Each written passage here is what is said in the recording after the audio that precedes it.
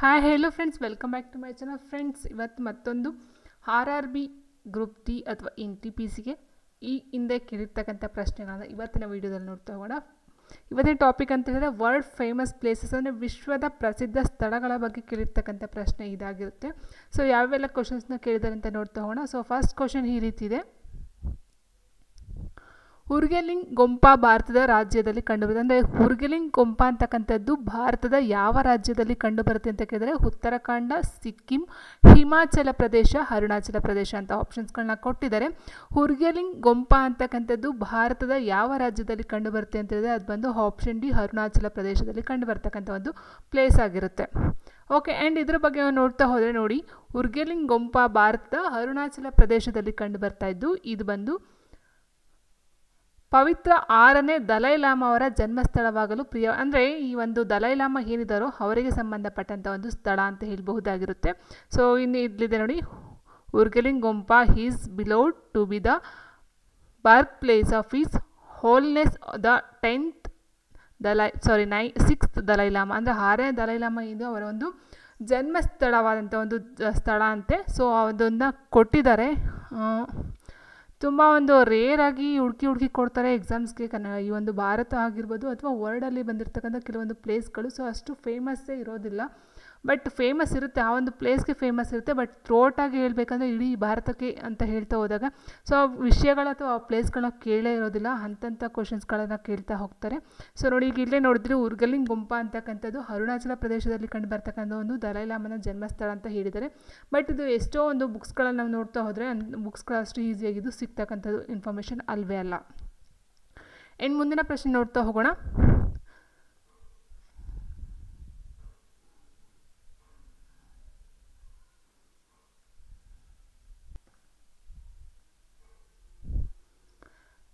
ಪ್ರಸಿದ್ಧ ಹಾಜಿ ಅಲಿ ದರ್ಗಾ ಈ ಕೆಳಗಿನ ಯಾವ ನಗರದಲ್ಲಿದೆ? Haji Ali Dargah, the famous Haji Ali Dargah is located in which of the following cities. So ಇದು ಅಷ್ಟೇ ಭಾರತದಲ್ಲಿ ಇರ್ತಕ್ಕಂಥ ಒಂದು ನಗರ ಅಂತ ಹೇಳುವ ಅಥವಾ ಒಂದು ಸ್ಥಳ ಅಂತಲೇ ಹೇಳ್ಬಹುದಾಗಿರುತ್ತೆ. ದೆಹಲಿ, ಅಜ್ಮೀರ್, ಮುಂಬೈ, ಹೈದರಾಬಾದ್ ಅಂತ ಕೊಟ್ಟಿದ್ದಾರೆ.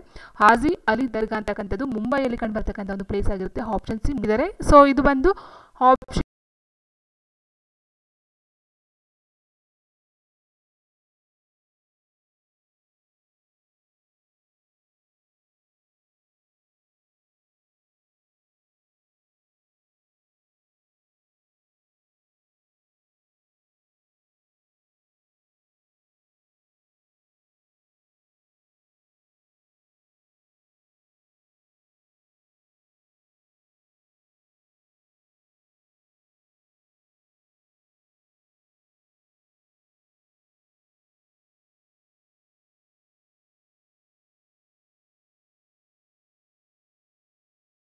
ಪುರಿ. ಸೊ ನಿಮ್ಗೆ ಗೊತ್ತಿರಬಹುದು ಜಗನ್ನಾಥ ದೇವಾಲಯ ಪುರಿ ಅಂತಲೇ ಒಂದು ಫೇಮಸ್ ಆಗುತ್ತೆ. ಅದ್ರ ಜೊತೆಲೇ ಬರ್ತಕ್ಕಂಥ ಒಂದು ಹೊಂದಾಣಿಕೆಲ್ಲ ಬರುತ್ತೆ ಆ ಒಂದು ಪದ. ಸೊ ಪುರಿ.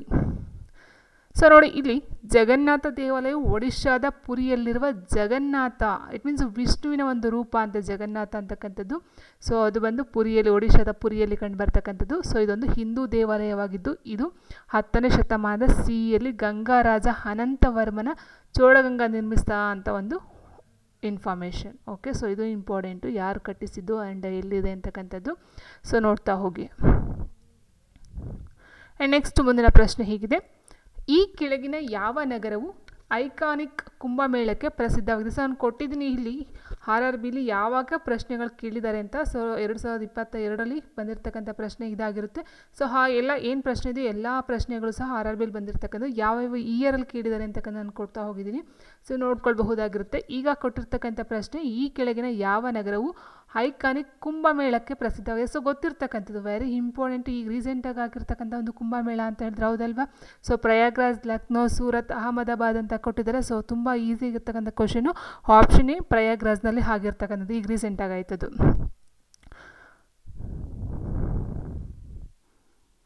ಆ್ಯಂಡ್ ನೆಕ್ಸ್ಟ್ ಮುಂದಿನ ಪ್ರಶ್ನೆ, ಶ್ರೀ ಭಗವಾನ್ ಮಹಾವೀರ ಸರ್ಕಾರಿ ವಸ್ತು ಸಂಗ್ರಹಾಲಯವು ಇಲ್ಲಿ ನೆಲೆಗೊಂಡಿದೆ. ಶ್ರೀ ಭಗವಾನ್ ಮಹಾವೀರ ಸರ್ಕಾರಿ ವಸ್ತು ಸಂಗ್ರಹಾಲಯವು ಇಲ್ಲಿ ನೆಲೆಗೊಂಡಿದೆ. ಮಹಾರಾಷ್ಟ್ರ, ಆಂಧ್ರ ಪ್ರದೇಶ, ಕರ್ನಾಟಕ, ನವದೆಹಲಿ. ಇದು ಬಂದು ಆಪ್ಷನ್ ಬಿ ಆಂಧ್ರ ಪ್ರದೇಶದಲ್ಲಿ ಇರ್ತಕ್ಕಂಥದ್ದು ಶ್ರೀ ಭಗವಾನ್ ಮಹಾವೀರ ಸರ್ಕಾರಿ ಇಟ್ ಮೀನ್ಸ್ ಮ್ಯೂಸಿಯಂ ಅಂತ ಹೇಳಬಹುದಾಗಿರುತ್ತೆ.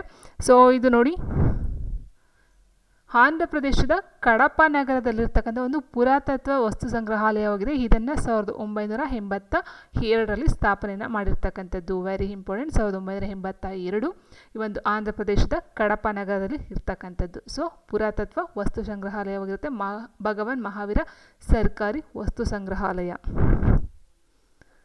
ನೆಕ್ಸ್ಟು ಭಾರತದ ಯಾವ ರಾಜ್ಯದಲ್ಲಿ ನೀವು ಕ್ರಿಶ್ಚಿಯನ್ನರ ಮೇರಿ ಸಹಾಯದ ಕ್ಯಾಥೆಡ್ರಲ್ ಅನ್ನು ಕಾಣಬಹುದಾಗಿರುತ್ತದೆ? ಭಾರತದ ಯಾವ ರಾಜ್ಯದಲ್ಲಿ ನೀವು ಕ್ರಿಶ್ಚಿಯನ್ನರ ಮೇರಿ ಸಹಾಯದ ಕ್ಯಾಥೆಡ್ರಲ್ ಅನ್ನು ಕಾಣಬಹುದು? ಬಿಹಾರ, ಮೇಘಾಲಯ, ಕರ್ನಾಟಕ, ಪಶ್ಚಿಮ ಬಂಗಾಳ. ಸೊ ಇದು ಅಷ್ಟೇ 2022ರಲ್ಲಿ ಬಂದಿರತಕ್ಕಂಥ ಪ್ರಶ್ನೆ. ಆನ್ಸರ್ ಅಂತ ನೋಡ್ತಾ ಹೋದರೆ ಇದು ಬಂದು ಮೇಘಾಲಯದಲ್ಲಿ ಕಂಡು ಬರ್ತಕ್ಕಂಥದ್ದು ಕ್ಯಾಥೆಡ್ರಲ್ ಕ್ರಿಶ್ಚಿಯನ್ಗೆ ಸಂಬಂಧಪಟ್ಟಂತೆ.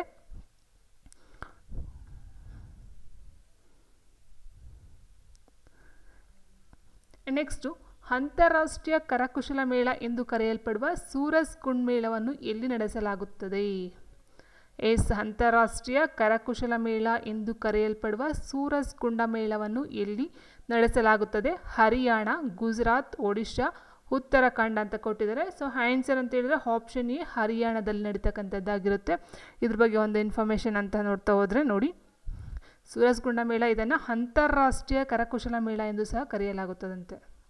ಇವೆಲ್ಲ ನಾವು ಬುಕ್ಸಲ್ಲಿ ಓದ್ತೀವಿ ಅಂದರೆ ಅಷ್ಟು ಈಸಿಯಾಗಿ ಸಿಗ್ತಕ್ಕಂಥದ್ದಲ್ಲ. ಇದೆಲ್ಲ ಕರೆಂಟ್ ಅಫೇರ್ಸಲ್ಲಿ ನಾವು ನೋಡ್ತಾ ಹೋಗಬೇಕಾಗುತ್ತೆ. ಆ ಒಂದು ವರ್ಷಕ್ಕೆ ಅಲ್ಲಿ ಏನೇನು ನಡೆಯುತ್ತೋ ಸೊ ಕರೆಂಟ್ ಅಫೇರ್ಸ್ನ ನೋಡ್ತಾ ಹೋದರೆ ಅದರ ಬಗ್ಗೆ ಇನ್ಫಾರ್ಮೇಷನ್ಗೆ ಸಿಗ್ತಾ ಹೋಗುತ್ತೆ. ಆ್ಯಂಡ್ ನೆಕ್ಸ್ಟು ರಾಜರ ಕಣಿವೆ ವಿಶ್ವದ ಪ್ರಮುಖ ಪುರಾತತ್ವ ಶಾಸ್ತ್ರದ ಸ್ಥಳಗಳಲ್ಲಿ ಒಂದಾಗಿದೆ. ಸೊ ಅದು ಎಲ್ಲಿ ಕಂಡುಬರುತ್ತೆ? ರಾಜರ ಕಣಿವೆ ಅಂತಕ್ಕಂಥದ್ದು ಎಲ್ಲಿ ಕಂಡುಬರುತ್ತೆ? ಸೊ ನೋಡಿ, ಇದು ಬಂದು ಇಲ್ಲಿ ತನಕ ನೋಡಿದ್ದು ಇಂಡಿಯಾಗೆ ಸಂಬಂಧಪಟ್ಟಂತೆ. ಈಗ ಕೊಟ್ಟಿರ್ತಕ್ಕಂಥದ್ದು out of country. So Thailand, Norway, Egypt, Turkey ಅಂತ ಕೊಟ್ಟಿದ್ದಾರೆ. ಈ ಒಂದು ರಾಜರ ಕಣಿವೆ ಬಂದು ಆಪ್ಷನ್ ಸಿ ಈಜಿಪ್ಟಲ್ಲಿ ಕಂಡು ಬರ್ತಕ್ಕಂಥದ್ದಾಗಿರುತ್ತೆ. ನೋಡಿ ಇಲ್ಲಿದೆ, ರಾಜರ ಕಣಿವೆ ವಿಶ್ವದ ಪ್ರಮುಖ ಪುರಾತತ್ವ ಶಾಸ್ತ್ರದ ಸ್ಥಳಗಳಲ್ಲಿ ಒಂದಾದ ಈಜಿಪ್ಟ್ನಲ್ಲಿ ಕಂಡುಬರುತ್ತೆ. ಇದನ್ನು ರಾಜರ ದ್ವಾರಗಳ ಕಣಿವೆ ಎಂದು ಸಹ ಕರೆಯಲಾಗುತ್ತದೆ. ನೆಕ್ಸ್ಟ್ ಮುಂದಿನ ಪ್ರಶ್ನೆ, ಭಾರತದ ರಾಷ್ಟ್ರೀಯ ಗ್ರಂಥಾಲಯವು ಇಲ್ಲಿ ನೆಲೆಗೊಂಡಿದೆ. ಎಲ್ಲಿ? Kolkata, New Delhi, Chennai, Mumbai. So answer option A Kolkata. So ಅದಕ್ಕೆ ಸಂಬಂಧಪಟ್ಟಂತೆ ಚಿತ್ರಗಳನ್ನು ಸಹ ಕೊಟ್ಟಿದ್ದೀನಿ. ಯಾಕಂತ ಅಂದರೆ ಇದು ಔಟ್ ಆಫ್ ಕಂಟ್ರಿ ಅಥವಾ ಒಂದು ರಾಜ್ಯಕ್ಕೆ ಸಂಬಂಧಪಟ್ಟಂತೆ ನಮ್ಗೆ ಆಲ್ಮೋಸ್ಟ್ ಇಂಥ ವಿಷಯಗಳು ಅಷ್ಟಾಗಿ ಗೊತ್ತಿರೋದಿಲ್ಲ. ಹಾಗಾಗಿ ಒಂದು ಚಿತ್ರಗಳು ಸಹ ಕೊಟ್ಟಿದ್ದೀನಿ. ನೋಡ್ತಾ ಹೋದರೆ ಸ್ವಲ್ಪ ಮೆಮೊರಿ ಬರಬಹುದು ಅನ್ನೋದು ಕಾರಣಕ್ಕೋಸ್ಕರ. ಸೊ ಭಾರತದ ರಾಷ್ಟ್ರೀಯ ಗ್ರಂಥಾಲಯ ಕೋಲ್ಕತ್ತಾದಲ್ಲಿ ಇದೆ. ಸೊ ಇದ್ರ ಬಗ್ಗೆ ಇನ್ಫಾರ್ಮೇಷನ್ ಅಂತ ನೋಡ್ತಾ ಹೋದರೆ ನೋಡಿ, ಭಾರತದ ರಾಷ್ಟ್ರೀಯ ಗ್ರಂಥಾಲಯವು ಭಾರತದ ಕೋಲ್ಕತ್ತಾದ ಅಲಿಪೋರ್ನ ಬೆಲ್ವೆಡೆರ್ ಎಸ್ಟೇಟ್ನಲ್ಲಿ ಇರ್ತಕ್ಕಂಥದ್ದಂತೆ. ಅಲಿಪೋರ್ನ ಬೆಲ್ವೆಡೆರ್ ಎಸ್ಟೇಟ್ ಅಂತಕ್ಕಂಥದ್ದು. ಸೊ ಟೋಟಲ್ ನೋಡ್ತಾ ಹೋದರೆ ಕಲ್ಕತ್ತಾ ಅಂತ ಹೇಳ್ತೀವಿ. ಇದು ಅಂದರೆ ಇಟ್ ಮೀನ್ಸ್ ಪರಿಮಾಣ ಅಂದರೆ ಅದರ ಒಂದು ಏನು ಮೆಜರ್ಮೆಂಟ್ ಅಂತ ಹೇಳ್ತೀವೋ ಸೊ ಅದಕ್ಕೆ ಸಂಬಂಧಪಟ್ಟಂತೆ ಹೋಲಿಸ್ಕೊಂಡಾಗ ಮತ್ತು ಸಾರ್ವಜನಿಕ ದಾಖಲೆಗಳ ಪ್ರಕಾರ ಅತಿ ದೊಡ್ಡ ಗ್ರಂಥಾಲಯವಾಗಿದೆ. ಸೊ ಇದನ್ನು ಮೊಟ್ಟ ಮೊದಲು ಈ ಒಂದು ರಾಷ್ಟ್ರೀಯ ಗ್ರಂಥಾಲಯ ಅಂತ ಹೇಳೋದಕ್ಕೂ ಮೊಟ್ಟ ಮೊದಲು ಅದನ್ನು ಇಂಪೀರಿಯಲ್ ಲೈಬ್ರರಿ ಅಂತ ಹೇಳ್ತಾಯಿದ್ರು. ಫಸ್ಟು ಇಂಪೀರಿಯಲ್ ಲೈಬ್ರರಿ ಅಂತ ಇತ್ತು. ಅದಾದ ನಂತರ ಅದನ್ನು ಭಾರತದ ರಾಷ್ಟ್ರೀಯ ಗ್ರಂಥಾಲಯ ಅಂತ ಚೇಂಜ್ ಮಾಡ್ತಾರೆ ನೇಮನ್ನು. ಸೊ ಅದು ಭಾರತದ ಅತಿ ದೊಡ್ಡವಾದ ಒಂದು ಗ್ರಂಥಾಲಯ ಆಗಿರುತ್ತೆ. ನೆಕ್ಸ್ಟ್, ಭಾರತದ ಏಕತಾ ಪ್ರತಿಮೆ ಯಾವ ರಾಜ್ಯದಲ್ಲಿದೆ? ಸೊ ಕೇಳಿದ್ರು, ಇದು ನಾನು ಲಾಸ್ಟ್ ಒಂದು ಇದರಲ್ಲಿ ಕೊಟ್ಟಿದ್ದೆ. ಸೊ ಏನು ಹೈಯೆಸ್ಟ್ ಮತ್ತು ಫಸ್ಟು ವರ್ಲ್ಡಲ್ಲಿ ಫಸ್ಟು ಇಂಡಿಯಾದಲ್ಲಿ ಫಸ್ಟ್ ಅಂತ ಏನೋ ಒಂದು ವಿಡಿಯೋ ಹಾಕಿದ್ನೋ ಅದರಲ್ಲಿ ಕೊಟ್ಟಿದ್ದು.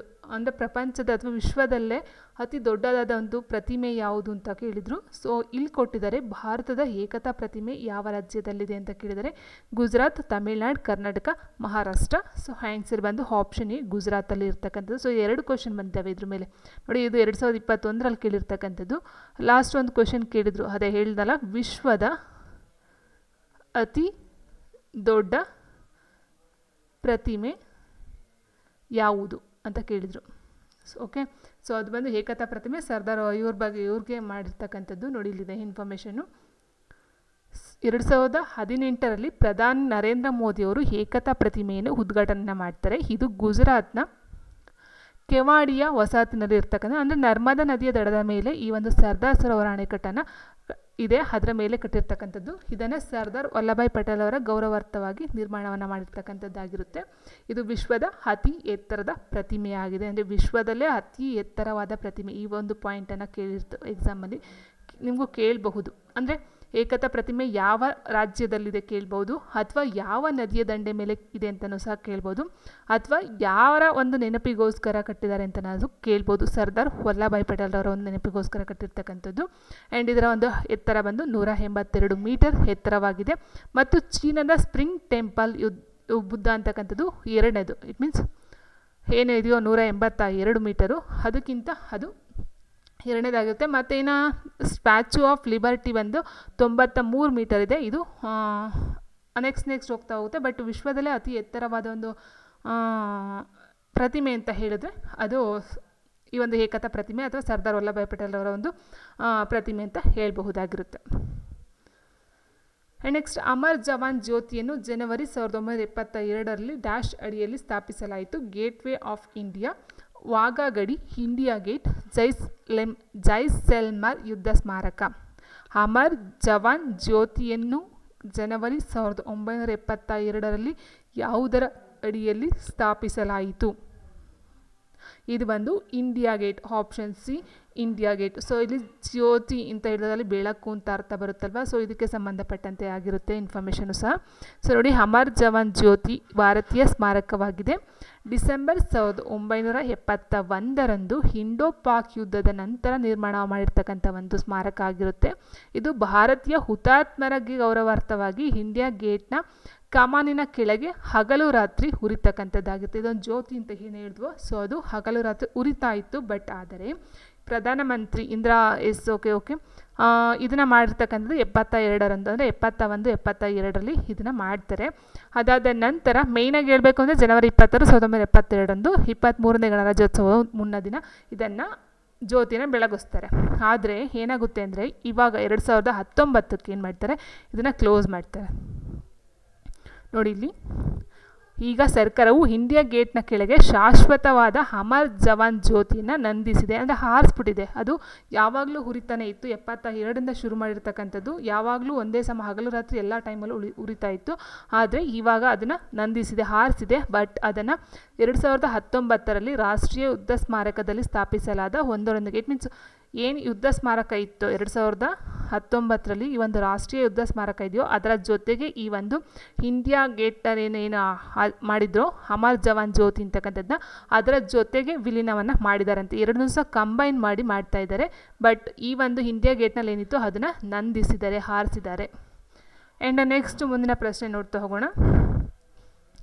ಕೇದಾರನಾಥ ದೇವಾಲಯವು ಉತ್ತರಾಖಂಡದ ಡ್ಯಾಶ್ ಜಿಲ್ಲೆಯಲ್ಲಿದೆ ಅಂತ ಹೇಳಿದರೆ ಹರಿದ್ವಾರ, ತೆಹರಿ ಗರ್ವಾಲ್, ರುದ್ರಪ್ರಯಾಗ, ಉತ್ತರಕಾಶಿ. ಸೊ ಗೊತ್ತಿರ್ತಕ್ಕಂಥ ತುಂಬ ಈಸಿ ಕ್ವಶನ್. ಸೊ ಕೇದಾರನಾಥ ದೇವಾಲಯ ಬಂದು ಆಪ್ಷನ್ ಸಿ ರುದ್ರಪ್ರಯಾಗದಲ್ಲಿ ಇರ್ತಕ್ಕಂಥದ್ದು.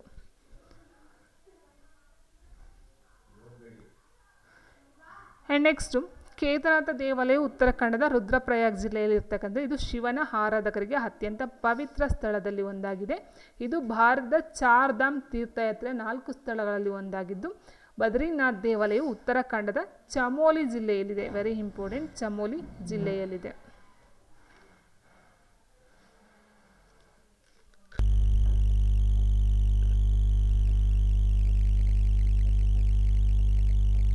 Next question. ಭಾರತದ ಯಾವ ರಾಜ್ಯದಲ್ಲಿ ನಾಮೋಡ್ರೋಲಿಂಗ್ ಮಠ ಇದೆ? ಭಾರತದ ಯಾವ ರಾಜ್ಯದಲ್ಲಿ ನಾಮೋಡ್ರೋಲಿಂಗ್ ಮಠ ಇದೆ? Andhra Pradesh, Sikkim, Himachal Pradesh, Karnataka.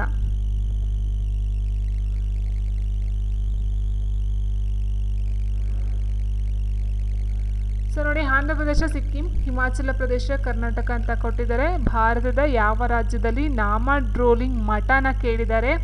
So answer is ಬಂದು option D Karnataka. Option D Karnataka. And ಇದನ್ನು ನೋಡ್ತಾ ಹೋದ ನೋಡಿ. ಸೊ ಇಂಗ್ಲೀಷ್ ವರ್ಷನ್ ಇದೆ, ಕನ್ನಡ ವರ್ಷನ್ ಇದೆ, ನೋಡ್ಕೊಳ್ಬಹುದು. ನಾಮೋಡ್ರೋಲಿಂಗ್ ಮಠವು ಕರ್ನಾಟಕದ ಮೈಸೂರು ಜಿಲ್ಲೆಯಲ್ಲಿದೆಯಂತೆ. ಸೊ ಮೈಸೂರು ಜಿಲ್ಲೆ. ಇದು ನಿಂಗ್ ಮಾಪಾ ಎಂದು ಕರೆಯಲ್ಪಡುವ ಟಿಬೇಟಿಯನ್ ಬೌದ್ಧ ಧರ್ಮದ ಶಾಲೆಯ ಅತಿ ದೊಡ್ಡ ಬೋಧನಾ ಕೇಂದ್ರವಾಗಿದೆ. ಸೊ ವೆರಿ ಇಂಪಾರ್ಟೆಂಟ್ ಇದು ಅಷ್ಟೇ. ಸೊ ಬೌದ್ಧ ಧರ್ಮಕ್ಕೆ ಸಂಬಂಧಪಟ್ಟಂಥ ಒಂದು ಅತಿ ದೊಡ್ಡ ಬೋಧನಾ ಕೇಂದ್ರ ಅಂತೆ ನಾಮ್ರೋಲಿಂಗ್ ಮಠ ಮೈಸೂರಲ್ಲಿ ಇರ್ತಕ್ಕಂಥದ್ದು. ಆ್ಯಂಡ್ ಇದು 80 ಚದರ ಅಡಿ ಪ್ರದೇಶದಲ್ಲಿ ಹರಡಿರ್ತಕ್ಕಂಥದ್ದು. ಭಾರತ ಸರ್ಕಾರವು ದೇಶಭ್ರಷ್ಟ ಟಿಬೇಟಿಯನರಿಗೆ ದಾನ ಮಾಡಿದ ಬಿದಿರಿಂದ ನಿರ್ಮಿಸಲಾಗಿದೆಯಂತೆ. ಸೊ ನೋಡ್ತಾ ಹೋಗಿ, ಇದು ಬಂಬುವಿಂದ ಮಾಡಿರ್ತಕ್ಕಂಥದ್ದು ಆ್ಯಂಡ್ ಭಾರತ ಸರ್ಕಾರ ಕೊಟ್ಟಿರ್ತಕ್ಕಂಥ. ಸೊ ದೇಶ ಭ್ರಷ್ಟ ನೋಡಿ ಇಲ್ಲಿ yes and was built from bamboo which was donated by the Indian government of the Tibetans in exile ಅಂತಕ್ಕಂಥದ್ದು ಆಗಿರುತ್ತೆ.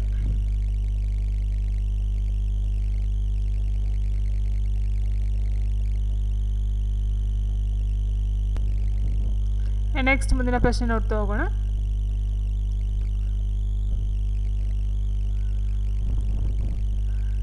ಯಾವ ಖಂಡದಲ್ಲಿ ಅತಿ ಹೆಚ್ಚು ವಿಶ್ವ ಪರಂಪರೆಯ ತಾಣಗಳಿವೆ?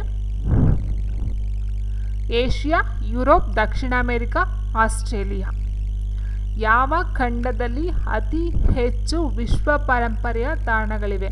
ಸೊ ಆನ್ಸರ್ ಬಂದು ಆಪ್ಷನ್ ಬಿ, ಯುರೋಪಲ್ಲಿ ಅತಿ ಹೆಚ್ಚು ಈ ಒಂದು ವಿಶ್ವ ಪರಂಪರೆಯ ತಾಣಗಳನ್ನು ನೋಡ್ತಾ ಹೋಗ್ಬೋದಾಗಿರುತ್ತೆ.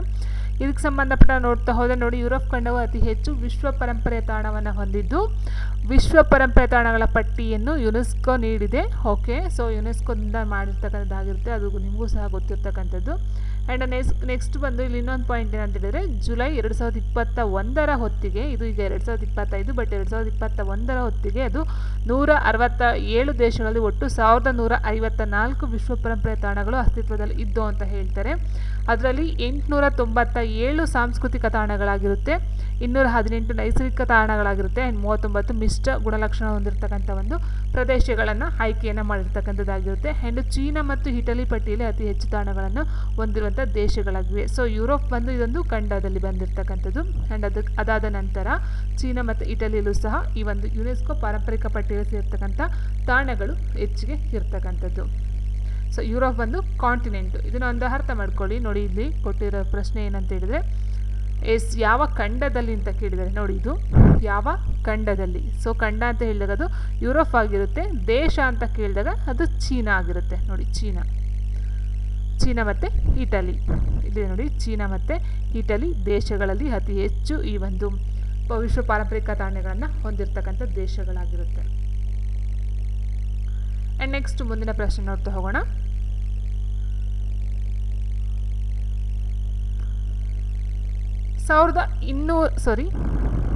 ಭಾರತದ ಮಹಾರಾಷ್ಟ್ರ ರಾಜ್ಯದಲ್ಲಿ ಧಾರ್ಮಿಕ ನಗರವಿದೆಯೇ? ಅಂದರೆ dash is a religious city located in the state of Maharashtra in India. ಅಂದರೆ ಮಹಾರಾಷ್ಟ್ರ ರಾಜ್ಯದಲ್ಲಿ ಇರ್ತಕ್ಕಂಥ ಒಂದು ಧಾರ್ಮಿಕ ನಗರ ಯಾವುದು ಅಂತ ಕೇಳಿದ್ರೆ ಶಿರಡಿ, ರಾಜಗೀರ್, ಸೋಮನಾಥ, ಕುಶಿನಗರ. ಈ 4 ಆಪ್ಷನ್ಸ್ಗಳೇನಿದಾವೋ ಇದು ಈ ಒಂದು ಮಹಾರಾಷ್ಟ್ರದಲ್ಲಿ ಕಂಡು ಬರಬೇಕು. ಈ ಒಂದು ಪ್ಲೇಸು ಮಹಾರಾಷ್ಟ್ರದಲ್ಲಿ ಕಂಡು ಬರಬೇಕು. ಯಾವುದಾದ್ರು ಅಂತ ನೋಡ್ತಾ ಹೋದರೆ ನಾವು ಅದು ಬಂದು ಶಿರಡಿ, ಆಪ್ಷನ್ ಎ ಶಿರಡಿಯಾಗಿರುತ್ತೆ. ನೋಡಿ, ಶಿರಡಿ ಮಹಾರಾಷ್ಟ್ರ ರಾಜ್ಯದ ಒಂದು ಪಟ್ಟಣ ಆಗಿದೆ. ಇದನ್ನು ಪೂಜ್ಯ ಆಧ್ಯಾತ್ಮಿಕ ನಾಯಕ ಸಾಯಿಬಾಬಾರವರ ಮನೆ ಎಂದು ಸಹ ಕರೆಯಲಾಗುತ್ತದೆ ಮತ್ತು ಪ್ರಮುಖ ಯಾತ್ರಾ ಸ್ಥಳವೆಂದು ಸಹ ಇದನ್ನು ಗುರುತಿಸಲಾಗಿದೆ. ಅವರ ಪರಂಪರೆಯನ್ನು ಗೌರವಿಸಲು ಭಕ್ತರು ಪ್ರತಿದಿನ ಸಾಯಿಬಾಬಾ ದೇವಾಲಯ ಸಂಕೀರ್ಣದಲ್ಲಿ ಸೇರುತ್ತಾರೆ. ಸೊ ಇದು ಬಂದು ಶಿರಡಿ ಬಂದು ಮಹಾರಾಷ್ಟ್ರದಲ್ಲಿ ಕಂಡು ಬರ್ತಕ್ಕಂಥದ್ದು. ಸೊ ಇದು ಸಾಯಿಬಾಬಾಕ್ಕೆ ಸಂಬಂಧಪಟ್ಟಂಥ ಒಂದು ಮನೆ ಆಗಿರ್ಬೋದು ಅಥವಾ ಸ್ಥಳ, ಯಾತ್ರಾ ಸ್ಥಳ ಆಗಿರ್ಬೋದು. ಆ್ಯಂಡ್ ನೆಕ್ಸ್ಟ್ ನಾವು ನೋಡ್ತಾ ಹೋದರೆ ತವಾಂಗ್ ಮಠ ಎಲ್ಲಿದೆ ಅಂತ ಕೇಳಿದರೆ, ತವಾಂಗ್ ಮಠ ಎಲ್ಲಿದೆ? ಸೊ ನೋಡಿ, where is the Tawang monastery located? Yes Assam, Nagaland, Arunachal Pradesh, Mizoram ಅಂತ ಕೊಟ್ಟಿದ್ದಾರೆ.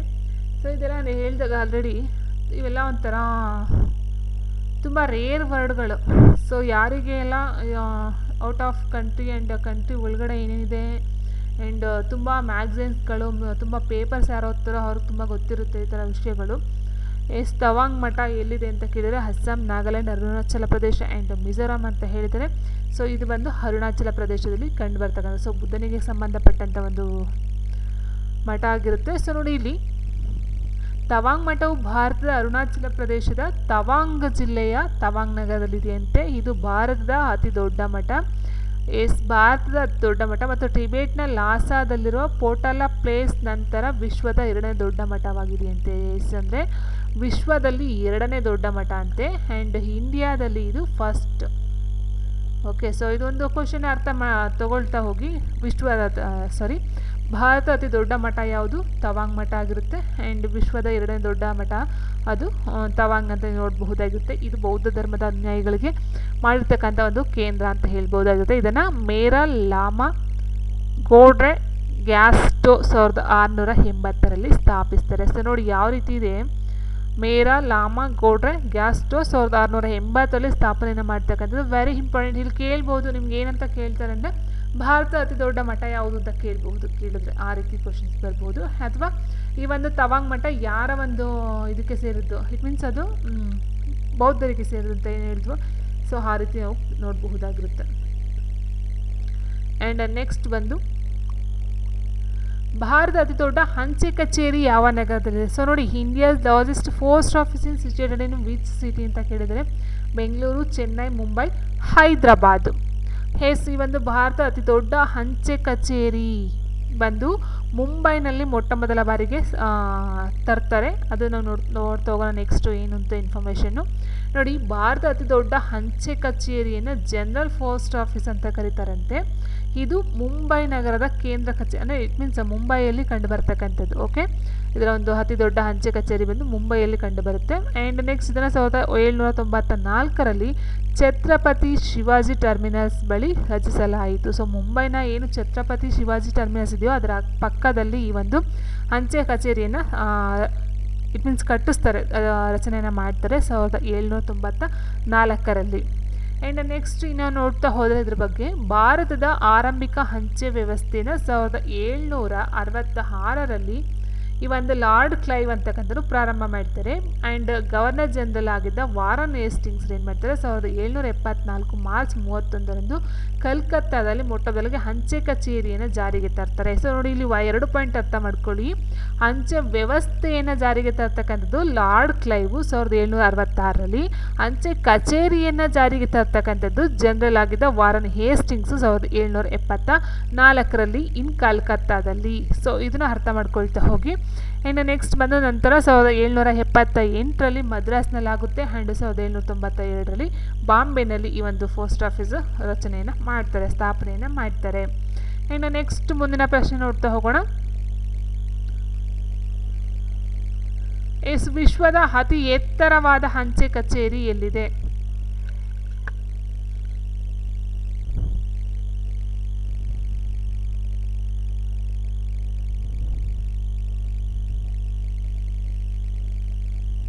ವಿಶ್ವದ ಅತಿ ಎತ್ತರದ ಅಂಚೆ ಕಚೇರಿ ಎಲ್ಲಿದೆ? ಅಸ್ಸಾಂ, ಹಿಮಾಚಲ ಪ್ರದೇಶ, ಅರುಣಾಚಲ ಪ್ರದೇಶ, ಜಮ್ಮು ಮತ್ತು ಕಾಶ್ಮೀರ. ನೋಡಿ, ವಿಶ್ವದ ಅತಿ ಎತ್ತರದ ಪ್ರದೇಶದಲ್ಲಿ ಇರ್ತಕ್ಕಂಥ ಒಂದು ಅಂಚೆ ಕಚೇರಿಯನ್ನು ಕೇಳಿದರೆ ಸೊ ಕ್ವಶನ್ ಯಾವ ರೀತಿ ಕೇಳ್ತಾರೆ ಅದಕ್ಕೊಂದು ಬೆಸ್ಟ್ ಎಕ್ಸಾಂಪಲ್ ಇವೆಲ್ಲ ಅಂತ ಹೇಳ್ಬಹುದಾಗಿರುತ್ತೆ. ಸೊ ಇದು ಬಂದು ಹಿಮಾಚಲ ಪ್ರದೇಶದಲ್ಲಿ ಕಂಡು ಬರ್ತಕ್ಕಂಥದ್ದು, ಹಿಮಾಚಲ ಪ್ರದೇಶ. ಇನ್ನು ಹಿಮಾಚಲ ಪ್ರದೇಶದಲ್ಲಿ ಎಲ್ಲಿಂದ ನೋಡ್ತಾ ಹೋದರೆ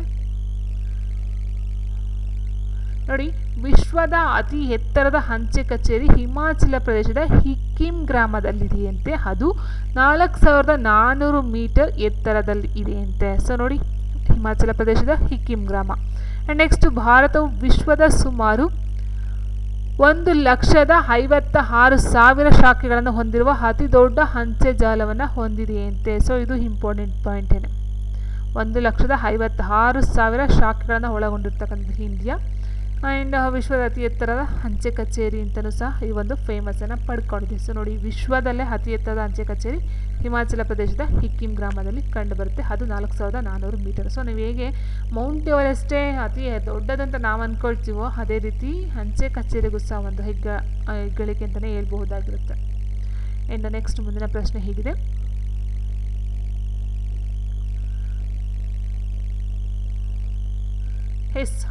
ಪೀಟರ್ಸ್ ಸ್ಕ್ವೇರ್ ಈ ಕೆಳಗಿನ ಯಾವ ದೇಶದಲ್ಲಿದೆ?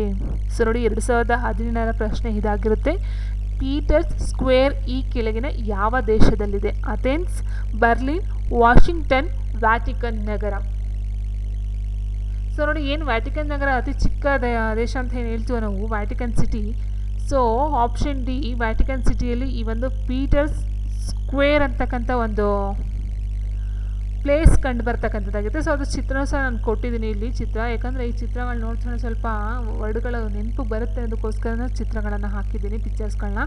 ಸೊ ಆ ಪಿಕ್ಚರ್ಸು ಮತ್ತು ಪ್ಲೇಸ್ನ ಸ್ವಲ್ಪ ಮ್ಯಾಚ್ ಮಾಡ್ಕೊಂಡು ನೀವು ಆನ್ಸರ್ಸ್ನ ತೊಗೊಳ್ಬೇಕಾಗುತ್ತೆ. ಓಕೆ, ಆನ್ಸರ್ ಬಂದು ವ್ಯಾಟಿಕನ್ ನಗರ ಆಗಿರುತ್ತೆ. ಇನ್ನು ಇದ್ರ ಬಗ್ಗೆ ನೋಡ್ತಾ ಹೋದರೆ ನೋಡಿ, ಸೆಂಟ್ ಪೀಟರ್ಸ್ ಸ್ಕ್ವೇರ್ ಒಂದು ದೊಡ್ಡ ಪ್ಲಾಜಾ ಅಂತ ಇದೊಂದು. ಸೊ ಪ್ಲಾಜಾ ಅಂತೆ ಆಗಿದ್ದು ವ್ಯಾಟಿಕನ್ ನಗರದ ಸೆಂಟ್ ಪೀಟರ್ಸ್ ಬೆಸಿಲಿಕಾದ ಮುಂದೆ ನೇರವಾಗಿ ಇದೆಯಂತೆ. ಸೆಂಟ್ ಪೀಟರ್ಸ್ ಬೆಸಿಲಿಕಾದ ಮುಂದೆ ಇರ್ತಕ್ಕಂಥದ್ದು ಈ ಒಂದು ಸೆಂಟ್ ಪೀಟರ್ಸ್ ಸ್ಕ್ವೇರ್ ಅಂತಕ್ಕಂಥದ್ದು. ವ್ಯಾಟಿಕನ್ ನಗರವು ವಿಶ್ವದ ಅತ್ಯಂತ ಚಿಕ್ಕ ಸ್ವತಂತ್ರ ರಾಜ್ಯವಾಗಿದ್ದು ರೋಮನ್ ಕ್ಯಾಥೋಲಿಕ್ ಚರ್ಚ್ನ ಆಧ್ಯಾತ್ಮಿಕ ನಾಯಕತ್ವವನ್ನು ಹೊಂದಿದೆ. ಇದು ಯುರೋಪ್ ಖಂಡದಲ್ಲಿ ಇರ್ತಕ್ಕಂಥ ವ್ಯಾಟಿಕನ್ ಸಿಟಿ ಅಂತಕ್ಕಂಥದ್ದು. ಅದರ ಪ್ರದೇಶವು ಇಟಾಲಿಯನ್ ರಾಜಧಾನಿ ರೋಮ್ನಿಂದ ಆವೃತವಾಗಿದೆಯಂತೆ. ಆ್ಯಂಡ್ ಇದರ ರಾಜಧಾನಿ ವ್ಯಾಟಿಕನ್ ನಗರ ಮತ್ತು ಕರೆನ್ಸಿ ಯೂರೋ ಅಂತೆ. ಯಾವುದ್ರದ್ದು?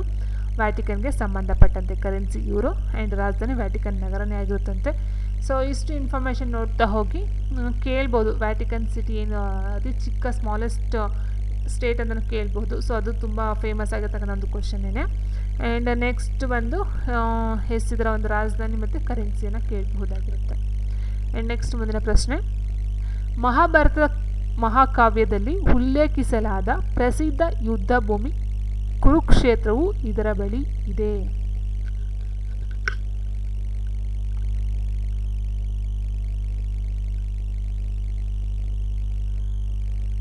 ಮಹಾಭಾರತ ಮಹಾಕಾವ್ಯದಲ್ಲಿ ಉಲ್ಲೇಖಿಸಲಾದ ಪ್ರಸಿದ್ಧ ಯುದ್ಧ ಭೂಮಿ ಕುರುಕ್ಷೇತ್ರವು ಡ್ಯಾಶ್ ಬಳಿ ಇದೆ. ಸೊ ಯಾರೆಲ್ಲ ಟ್ರಿಪ್ನ ಚೆನ್ನಾಗಿ ಮಾಡಿರ್ತಾರೋ ಸೊ ಅಂಥವ್ರಿಗೆ ಇವೆಲ್ಲ ತುಂಬ ಈಸಿ ಕ್ವಶನ್ಸ್ ಅಂತ ಹೇಳ್ಬಹುದಾಗಿರುತ್ತೆ. ರಾವಲ್ಪಿಂಡಿ, ಮೀರತ್, ನವದೆಹಲಿ, ಅಂಬಾಲ ನಗರ.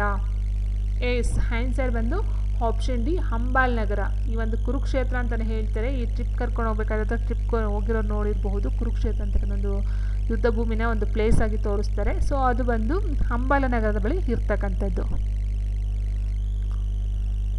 ಸೊ ನೋಡಿ, ಮಹಾಭಾರತದ ಯುದ್ಧ ಭೂಮಿ ಕುರುಕ್ಷೇತ್ರವು ಹರಿಯಾಣದಲ್ಲಿರುವ ಅಂಬಾಲ ನಗರದ ಪೂರ್ವಕ್ಕೆ 50 ಕಿಲೋಮೀಟರ್ ದೂರದಲ್ಲಿದೆ.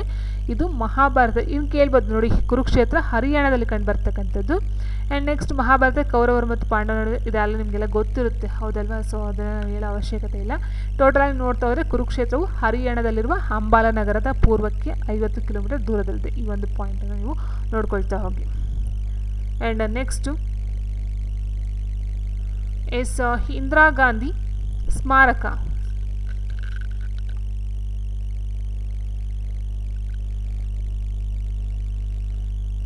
ಇಂದಿರಾ ಗಾಂಧಿ ಸ್ಮಾರಕ ತುಲಿಪ್ ಉದ್ಯಾನವನವು ಈ ಕೆಳಗಿನ ಯಾವ ನಗರದಲ್ಲಿದೆ? ಚಂಡೀಗಢ, ಮೈಸೂರು, ಶ್ರೀನಗರ, ಡಾರ್ಜಿಲಿಂಗ್. ಇಂದಿರಾ ಗಾಂಧಿ ಸ್ಮಾರಕ ತುಲಿಪ್ ಉದ್ಯಾನವನವು ಈ ಕೆಳಗಿನ ಯಾವ ನಗರದಲ್ಲಿದೆ? ಚಂಡೀಗಢ, ಮೈಸೂರು, ಶ್ರೀನಗರ, ಡಾರ್ಜಿಲಿಂಗ್ ಅಂತ ಹೇಳಿದರೆ. ಸೊ ಆನ್ಸರ್ ಬಂದು option C, Srinagar. And next ನೋಡ್ತಾ ಹೋಗೋಣ. ಶ್ರೀನಗರ ನಿಮ್ಗೆ ಗೊತ್ತಿರಬಹುದು, ಜಮ್ಮು ಮತ್ತು ಕಾಶ್ಮೀರದ ಒಂದು ರಾಜಧಾನಿ. ಸೊ ಇಂದಿರಾ ಗಾಂಧಿ ಸ್ಮಾರಕ ಟುಲಿಪ್ ಅಂದರೆ ಅದೊಂದು ಫ್ಲವರ್ ನೇಮ್, ತುಲಿಪ್. ಓಕೆ, ಉದ್ಯಾನವು ಭಾರತದ ಜಮ್ಮು ಮತ್ತು ಕಾಶ್ಮೀರದ ಶ್ರೀನಗರದಲ್ಲಿದೆ. ಇದು ಸುಮಾರು 30 ಹೆಕ್ಟೇರ್ ಪ್ರದೇಶದಲ್ಲಿ ವ್ಯಾಪಿಸಿದೆಯಂತೆ. ಆ್ಯಂಡ್ ಜಬರ್ವಾನ್ ಶ್ರೇಣಿಯ ತಪ್ಪಲಿನಲ್ಲಿದೆಯಂತೆ. It's very important, Zabarwan.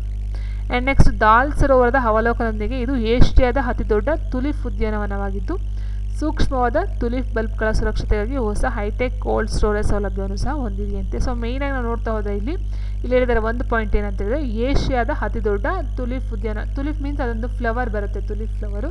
ಅದರ ಒಂದು ದೊಡ್ಡ ಉದ್ಯಾನವನ ಏಷ್ಯಾದಲ್ಲಿ ದೊಡ್ಡದಂತೆ. ಆ್ಯಂಡ್ ನೆಕ್ಸ್ಟು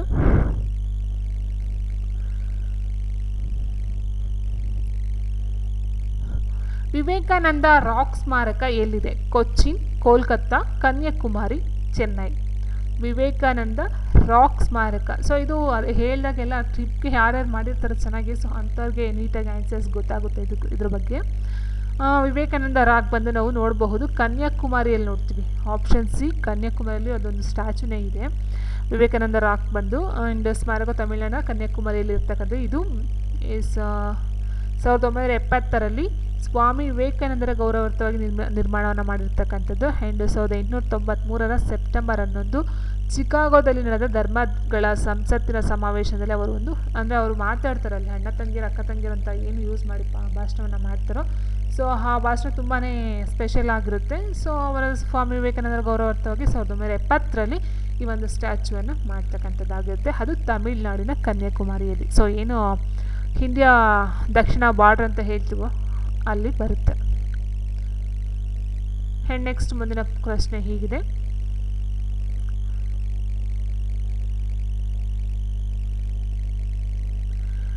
ಕರ್ನಾಟಕದ ಶಿವಮೊಗ್ಗ ಜಿಲ್ಲೆಯ ಯಾವ ಗ್ರಾಮವು ದೈನಂದಿನ ಸಂಭಾಷಣೆಯಲ್ಲಿ ಸಂಸ್ಕೃತವನ್ನು ಬೆಳೆಸುತ್ತದೆ? ಸೊ ನೋಡಿ, ಕ್ವಶನ್ ಯಾವ್ಯಾವ ರೀತಿ ಕೇಳ್ತಾರೆ ಅನ್ನೋದಕ್ಕೆ, ಕರ್ನಾಟಕದ ಶಿವಮೊಗ್ಗ ಜಿಲ್ಲೆಯ ಯಾವ ಗ್ರಾಮವು ದೈನಂದಿನ ಸಂಭಾಷಣೆಯಲ್ಲಿ ಸಂಸ್ಕೃತವನ್ನು ಬಳಸುತ್ತದೆ? ಸೊ ನೋಡಿ, ವೆರಿ ಇಂಪಾರ್ಟೆಂಟ್ ಅಂತ ಹೇಳ್ಬೋದಾ ಅಥವಾ ಇಂಥ ಕ್ವೆಶನ್ ಅಂತ ಹೇಳ್ಬೋದಾ? ಕರ್ನಾಟಕದಲ್ಲಿ ಮೇಯ್ನಾಗಿ ಮಾತಾಡೋದು ಕನ್ನಡ, ಹೌದಾ? ಸೊ ಸಂಸ್ಕೃತ ಯಾರು ಮಾತಾಡ್ತಾರೆ ಅಂತ ಹೇಳಿದ್ರೆ ಫೇಮಸ್ ಅಂತ ಹೇಳಿದ್ರೆ ಈ ಒಂದು ವಿದ್ವಾಂಸರುಗಳು ಅಥವಾ ಪೂಜೆ ಏನು ಮಾಡ್ತಾರೋ ಸೊ ಅವ್ರು ಮಾತಾಡ್ಬೋದು ಅಂತ ಹೇಳ್ಬಹುದು. ಬಟ್ ದೈನಂದಿನ ಸಂಭಾಷಣೆ ಎಲ್ಲರೂ ಸಹ ಮಾತಾಡ್ತಕ್ಕಂಥದ್ದು ಸಂಸ್ಕೃತ. ಅದು ಒಂದು ಗ್ರಾಮದಲ್ಲಿ ಮಾತ್ರ, ಶಿವಮೊಗ್ಗ ಜಿಲ್ಲೆಯ ಒಂದೇ ಗ್ರಾಮದಲ್ಲಿ ಮಾತಾಡ್ತಕ್ಕಂಥದ್ದಂತೆ ಸಂಸ್ಕೃತವನ್ನು. ಅಂದರೆ ಇಟ್ ಮೀನ್ಸ್ ಡೈಲಿ ಏನು ನಾವು ಕನ್ನಡವನ್ನು ಮಾತಾಡ್ತೀವೋ ಸೊ ಆ ರೀತಿಯವರು ಸಂಸ್ಕೃತವನ್ನು ಮಾತಾಡ್ತಾರೆ ಅವರ ಒಂದು ಆಡು ಭಾಷೆಯಾಗಿ ಅಂತ ಹೇಳಬಹುದಾಗಿರುತ್ತೆ. ಸೊ ಇದು ಯಾವ ಒಂದು ಗ್ರಾಮ ಅಂತ ಹೇಳಿದ್ರೆ ಜಿರಿ, ಗನೋಡ, ಮತ್ತೂರು, ಶ್ಯಾಮ್ ಸುಂದರ್ಪುರ ಅಂತ ಕೊಟ್ಟಿದ್ದಾರೆ. ಸೊ ಅದು ಬಂದು ಮತ್ತೂರು, ಆಪ್ಷನ್ ಸಿ ಮತ್ತೂರಲ್ಲಿ ಮಾತಾಡ್ತಕ್ಕಂಥದ್ದಾಗಿರುತ್ತೆ. ನೋಡಬಹುದು ನಿಮಗೆ ಈ ಒಂದು ಮತ್ತೂರು ಕರ್ನಾಟಕ ರಾಜ್ಯದ ಶಿವಮೊಗ್ಗ ನಗರ ಸಮೀಪ ಇರುವ ಒಂದು ಹಳ್ಳಿಯಾಗಿದ್ದು ದೈನಂದಿನ ಸಂಸ್ಕೃತವನ್ನು ಬಳಸ್ಕೊಳ್ತಾರೆ. ಆ್ಯಂಡ್ ನೆಕ್ಸ್ಟ್ ಆದರೂ ರಾಜ್ಯದ ಸಾಮಾನ್ಯ ಭಾಷೆ ಕನ್ನಡ. ರಾಜ್ಯದ್ದು ಕನ್ನಡ ಗೊತ್ತಿದೆ, ಕರ್ನಾಟಕದ ಒಂದು ಆಡಳಿತ ಭಾಷೆ ಕನ್ನಡನೇ ಆಗಿದೆ, ಬಟ್ ಅಲ್ಲಿ ಮಾತ್ರ ಸಂಸ್ಕೃತವನ್ನು ಯೂಸ್ ಮಾಡ್ತಾರಂತೆ. ಆ್ಯಂಡ್ ಇದು ತುಂಗಾ ನದಿಯ ದಡದಲ್ಲಿರುವ ಒಂದು ಸಣ್ಣ ಹಳ್ಳಿ ಅಂತೆ. ಆ್ಯಂಡ್ ಸಂಸ್ಕೃತವು ಹಿಂದೂ ಧರ್ಮದ ಪ್ರಾಥಮಿಕ ಪವಿತ್ರ ಭಾಷೆಯಾಗಿದ್ದು ಹಿಂದೂ ಧರ್ಮ, ಬೌದ್ಧ ಧರ್ಮ ಮತ್ತು ಜೈನ ಧರ್ಮಗಳಲ್ಲಿ ತಾತ್ವಿಕ ಭಾಷೆಯಾಗಿ ಬಳಸಲ್ಪಟ್ಟಿದೆ. ಸೊ ಇದೆಲ್ಲ ಇನ್ಫಾರ್ಮೇಷನ್ ಬೇಕಾಗಿಲ್ಲ, ಬಟ್ ಸಂಸ್ಕೃತವನ್ನು ಬಳಸ್ತಕ್ಕಂಥ ಒಂದು ಇದು ಯಾವುದು ಅಂತ ಕೇಳಿದ್ರೆ ನೀವು ಆ ಒಂದು ಮತ್ತೂರನ್ನು ಬಳಸ್ಕೊಳ್ಳಿ. ಆ್ಯಂಡ್ ನೆಕ್ಸ್ಟ್ ಇವುಗಳಲ್ಲಿ ಯಾವ ಸ್ಥಳವನ್ನು ಗುರು ರಾಮದಾಸರು 1577ರಲ್ಲಿ ಸ್ಥಾಪಿಸಿದರು?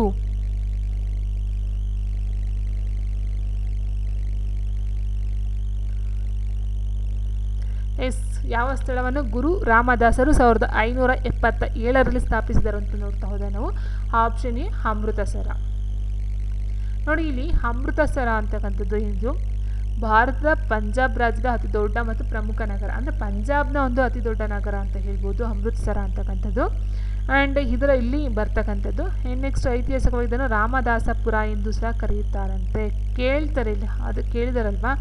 ಸೊ ಈ ರಾಮದಾಸಪುರ ಅಮೃತಸರದಲ್ಲಿ ಕಂಡು ಬರ್ತಕ್ಕಂಥದ್ದು. ಸೊ ಇದು ಪಂಜಾಬಲ್ಲಿ ಕಂಡು ಬರ್ತಕ್ಕಂಥದ್ದು. ಸೊ ಇವೆಲ್ಲ ತುಂಬ ಇಂಪಾರ್ಟೆಂಟು ಈ ಥರ ಕ್ವಶನ್ನ ನೋಡ್ತಾ ಹೋದರೆ. ಇದನ್ನು ಸಿಖ್ ಸಂಪ್ರದಾಯದ 4ನೇ ಸಿಖ್ ಗುರು ರಾಮದಾಸರು ಸ್ಥಾಪಿಸಿದರು. ಸೊ ಇಲ್ಲಿ ಕೇಳ್ಬೋದು ಯಾವ ರೀತಿ ರಾಮನಾಥಪುರ ಇದನ್ನು ಸ್ಥಾಪನೆ ಮಾಡಿದವರು ಯಾರು? ರಾಮದಾಸರು. ಅದು ಎಲ್ಲಿ ಕಂಡು ಬರುತ್ತೆ? ಪಂಜಾಬಲ್ಲಿ ಕಂಡು ಬರುತ್ತೆ. ಓಕೆ, ಸೊ ಇದೆಲ್ಲ ಕಂಡು ಬರುತ್ತೆ. ಆ್ಯಂಡ್ ಇಲ್ಲಿ ಒಂದು ಕೊಳವನ್ನು ಸಹ ನಿರ್ಮಾಣ ಮಾಡಿದಾರಂತೆ ಮತ್ತು ಚಿನ್ನದ ದೇವಾಲಯವನ್ನು ಸ್ಥಾಪಿಸಿದಾರಂತೆ. ಇದನ್ನು ಅವರ ಉತ್ತರಾಧಿಕಾರಿ ಗುರು ಅರ್ಜುನ್ ದೇವ್ ಪೂರ್ಣಗೊಳಿಸಿದ್ರಂತೆ. ಸೊ ಇವೆಲ್ಲ ನಮಗೆ ಅಷ್ಟು ಹಿಸ್ಟ್ರಿಯಲ್ಲಿ ಸಿಗೋದಿಲ್ಲ. ಸೊ ಇವೆಲ್ಲ ಹಿನ್ನೆಲೆನ ನಾವು ನೋಡ್ತಾ ಹೋದರೆ ಟಿಪ್ಗಳನ್ನು ಮಾಡಬೇಕಾಗುತ್ತೆ. ಓಕೆ, ಅರ್ಜುನ್ ನೋಡ್ತಾ ಹೋಗಿ ಅರ್ಜುನ್ ದೇವರವರು ಇದನ್ನು ಪೂರ್ಣಗೊಳಿಸ್ತಾರೆ, ರಾಮದಾಸರು ಸ್ಥಾಪನೆಯನ್ನು ಮಾಡ್ತಾರೆ. ಆ್ಯಂಡ್ ಇದು ಒಂದು ಅಮೃತಸರ ಪಂಜಾಬಲ್ಲಿ ಕಂಡು ಬರ್ತಕ್ಕಂಥದ್ದು. ಆ್ಯಂಡ್ ನೆಕ್ಸ್ಟ್ ಮುಂದಿನ ಪ್ರಶ್ನೆ ಹೀಗಿದೆ. ನೋಡಿ, ಇದು ಫಾರ್ಬಿಡನ್ ಸಿಟಿ ಎಲ್ಲಿದೆ ಅಂತ ಕೇಳಿದರೆ which is the forbidden city located Vietnam, Myanmar, Greece, China. First of all forbidden city ಅಂತ ಹೇಳಿದರೆ ನೋಡಿ, ಇದು ನಿಷೇಧಿತ ನಗರ ಅಂತ ಅರ್ಥ ಬರುತ್ತೆ. ನಿಷೇಧಿತ ನಗರ ಕನ್ನಡದಲ್ಲಿ ಟ್ರಾನ್ಸ್ಲೇಷನ್ ಮಾಡಿದ್ರೆ ಅದು ನಿಷೇಧಿತ ನಗರ ಅಂತ ಬರುತ್ತೆ. ಸೊ ಆನ್ಸರ್ ಬಂದು ಇದಕ್ಕೆ ಎಲ್ಲಿ ಕಂಡು ಬರುತ್ತೆ ಅಂತ ಹೇಳಿದ್ರೆ ಚೀನಾದಲ್ಲಿ ಕಂಡು ಬರ್ತಕ್ಕಂಥದ್ದು. ಆಪ್ಷನ್ ಡಿ ಚೀನಾದಲ್ಲಿ ಕಂಡು ಬರ್ತಕ್ಕಂಥದ್ದು. ಸೊ ಇದಕ್ಕೆ ನಿಷೇಧಿತ ನಗರ ಅಂತ ಏನಕ್ಕೆ ಹೇಳ್ತಾರೆ ಅಂತ ನೋಡ್ತಾ ಹೋದರೆ ನೋಡಿ, ಇಲ್ಲಿ ನಿಷೇಧಿತ ನಗರವು ಚೀನಾದ ಬೀಜಿಂಗ್ನ ಹೃದಯ ಭಾಗದಲ್ಲಿರೋ ಒಂದು ಸಾಮ್ರಾಜ್ಯಶಾಹಿ ಅರಮನೆ. ಅಂದರೆ ಈ ಒಂದು ನಿಷೇಧಿತ ನಗರ ಅಂತ ಏನು ಹೇಳಿದ್ವಿ ಅಂದರೆ ಫಾರ್ಬಿಡನ್ ಸಿಟಿ ಅಂತ ಏನಿದೆಯೋ ಇದು ಬಂದು ಬೀಜಿಂಗ್ ಅಂದರೆ ಚೀನಾದ ಒಂದು ರಾಜಧಾನಿ ಬೀಜಿಂಗು ಇದರ ಒಂದು ಹೃದಯ ಭಾಗದಲ್ಲಿ ಅಂದರೆ ಇಟ್ ಮೀನ್ಸ್ ಮಧ್ಯ ಭಾಗದಲ್ಲಿ ಕಂಡುಬರ್ತಕ್ಕಂಥ ಒಂದು ಪ್ಲೇಸು. ಆದರೆ ಏನಾಗಿದೆ ಅಂದರೆ ಇಲ್ಲಿ 1406ರಲ್ಲಿ ಮಿಂಗ್ ರಾಜವಂಶದ ಯೋಂಗಲ್ ಚಕ್ರವರ್ತಿ ಅಂದರೆ ಇಟ್ ಮೀನ್ಸ್ ಅದನ್ನು ಕಟ್ಟಿಸ್ತಾರೆ. ಇದನ್ನು ಮೊದಲು 1420ರಲ್ಲಿ ಆ ಸ್ಥಾನವು ಅಧಿಕೃತವಾಗಿ ಆಕ್ರಮಿಸಿಕೊಂಡಿತು. ಅಂದರೆ 1420ರಲ್ಲಿ ಏನು ಮಾಡ್ತಾರೆ, ಬೇರೆಯವರ ಆಸ್ತಿ ಇದ್ದವರು ಅದನ್ನು ಆಕ್ರಮಣವನ್ನು ಮಾಡ್ಕೊಳ್ತಾರೆ. ಈ ಪ್ರದೇಶಕ್ಕೆ ಪ್ರವೇಶವನ್ನು ಸಾಮ್ರಾಜ್ಯದ ಹೆಚ್ಚಿನ ಪ್ರಜೆಗಳಿಗೆ ನಿಷೇಧಿಸಲಾಗಿದ್ದರಿಂದ ಇದನ್ನು ಈ ಒಂದು ನಿಷೇಧಿತ ನಗರ ಅಂತ ಹೇಳ್ತಾರೆ. ಅಂದರೆ ಏನು ಈ ಒಂದು ಆಕ್ರಮಣವನ್ನು ಮಾಡ್ಕೊಂಡಿರ್ತಾರೋ ಸೊ ಅಲ್ಲೇನಾಗುತ್ತೆ, ಕೆಲವೊಂದು ಅಧಿಕಾರಿಗಳು ಅಂದರೆ ಸರ್ಕಾರಿ ಅಧಿಕಾರಿಗಳು ಮತ್ತು ಸಾಮ್ರಾಜ್ಯಶಾಹಿ ಕುಟುಂಬಕ್ಕೆ ಮಾತ್ರ ಪ್ರವೇಶವನ್ನು ಕೊಡ್ತಾರೆ. ಮಿಕ್ಕಂಥ ಉಳಿದಂಥ ಜನಗಳಿಗೆ ಈ ಒಂದು ಪ್ರವೇಶಾತಿ ಇರೋದಿಲ್ಲ. ಸೊ ಹಾಗೆ ಅದನ್ನು ನಿಷೇಧಿತ ನಗರ ಅಂತ ಒಂದು ಹೆಸರಲ್ಲಿ ಕರೀತಾ ಹೋಗ್ತಾರೆ. ಆ್ಯಂಡ್ ನೆಕ್ಸ್ಟ್ ಇಲ್ಲಿ ಇನ್ನೊಂದು ಪಾಯಿಂಟ್ ಅಂತಂದರೆ ಇದು ಯುನೆಸ್ಕೋ ವಿಶ್ವ ಪಾರಂಪರಿಕ ತಾಣವೆಂದು ಸಹ ಹೆಸರುವಾಸಿನ ಪಡ್ಕೊಳ್ಳುತ್ತೆ. ಅಂದರೆ ಒಂದು ವಿಶ್ವ ಪಾರಂಪರಿಕ ತಾಣಕ್ಕೆ ಸೇರಿಕೊಳ್ಳುತ್ತೆ.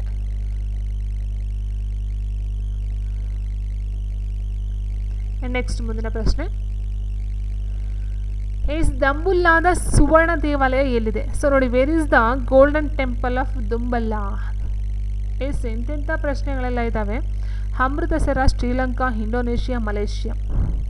ಸೊ ಆನ್ಸರ್ ಬಂದು ಶ್ರೀಲಂಕಾ. ಆಪ್ಷನ್ ಬಿ ಶ್ರೀಲಂಕಾದಲ್ಲಿ ಕಂಡುಬರ್ತಕ್ಕಂಥದ್ದು ದಂಬೋಲಾದ ಸುವರ್ಣ ದೇವಾಲಯ. ನೋಡಿ ಇದೆ ಬೌದ್ಧರಿಗೆ, ಇಟ್ ಮೀನ್ಸ್ ಇದು ಗೋಲ್ಡನ್ ಟೆಂಪಲ್ ಅಂದರೆ ಬೌದ್ಧರಿಗೆ ಬರ್ತಕ್ಕಂಥದ್ದು ಒಂದು ಅಂತಲೇ ಹೇಳ್ಬೋದು ಗುಹಾಂತರ ದೇವಾಲಯಗಳಲ್ಲಿ. ಸೊ ನೋಡಿ ಎಸ್ ದಂಬೆಲ್ಲ ಗುಹಾ ದೇವಾಲಯಗಳು ಎಂದು ಕರೆಯಲ್ಪಡುವ ದಂಬುಲ್ಲಾದ ಸುವರ್ಣ ದೇವಾಲಯಗಳು ಶ್ರೀಲಂಕಾದಲ್ಲಿರುವ ವಿಶ್ವ ಪರಂಪರೆಯ ತಾಣದ ಒಂದು ಪಟ್ಟಿಗೆ ಸೇರಿಕೊಂಡಿದೆ. ಇದು ಪ್ರಾಚೀನ ಶ್ರೀಲಂಕಾದಲ್ಲಿ ಶ್ರೇಷ್ಠ ಬೌದ್ಧ ಸಂಸ್ಕೃತಿಯನ್ನು ಸಂಕೇತಿಸುತ್ತದೆ. ಬೌದ್ಧರಿಗೆ ಸಂಬಂಧಪಟ್ಟಂಥದ್ದಾಗಿರುತ್ತೆ ಶ್ರೀಲಂಕಾದಲ್ಲಿ ಕಂಡುಬರ್ತಕ್ಕಂಥದ್ದು. ಆ್ಯಂಡ್ ನೆಕ್ಸ್ಟ್ ಮುಂದಿನ ಪ್ರಶ್ನೆ,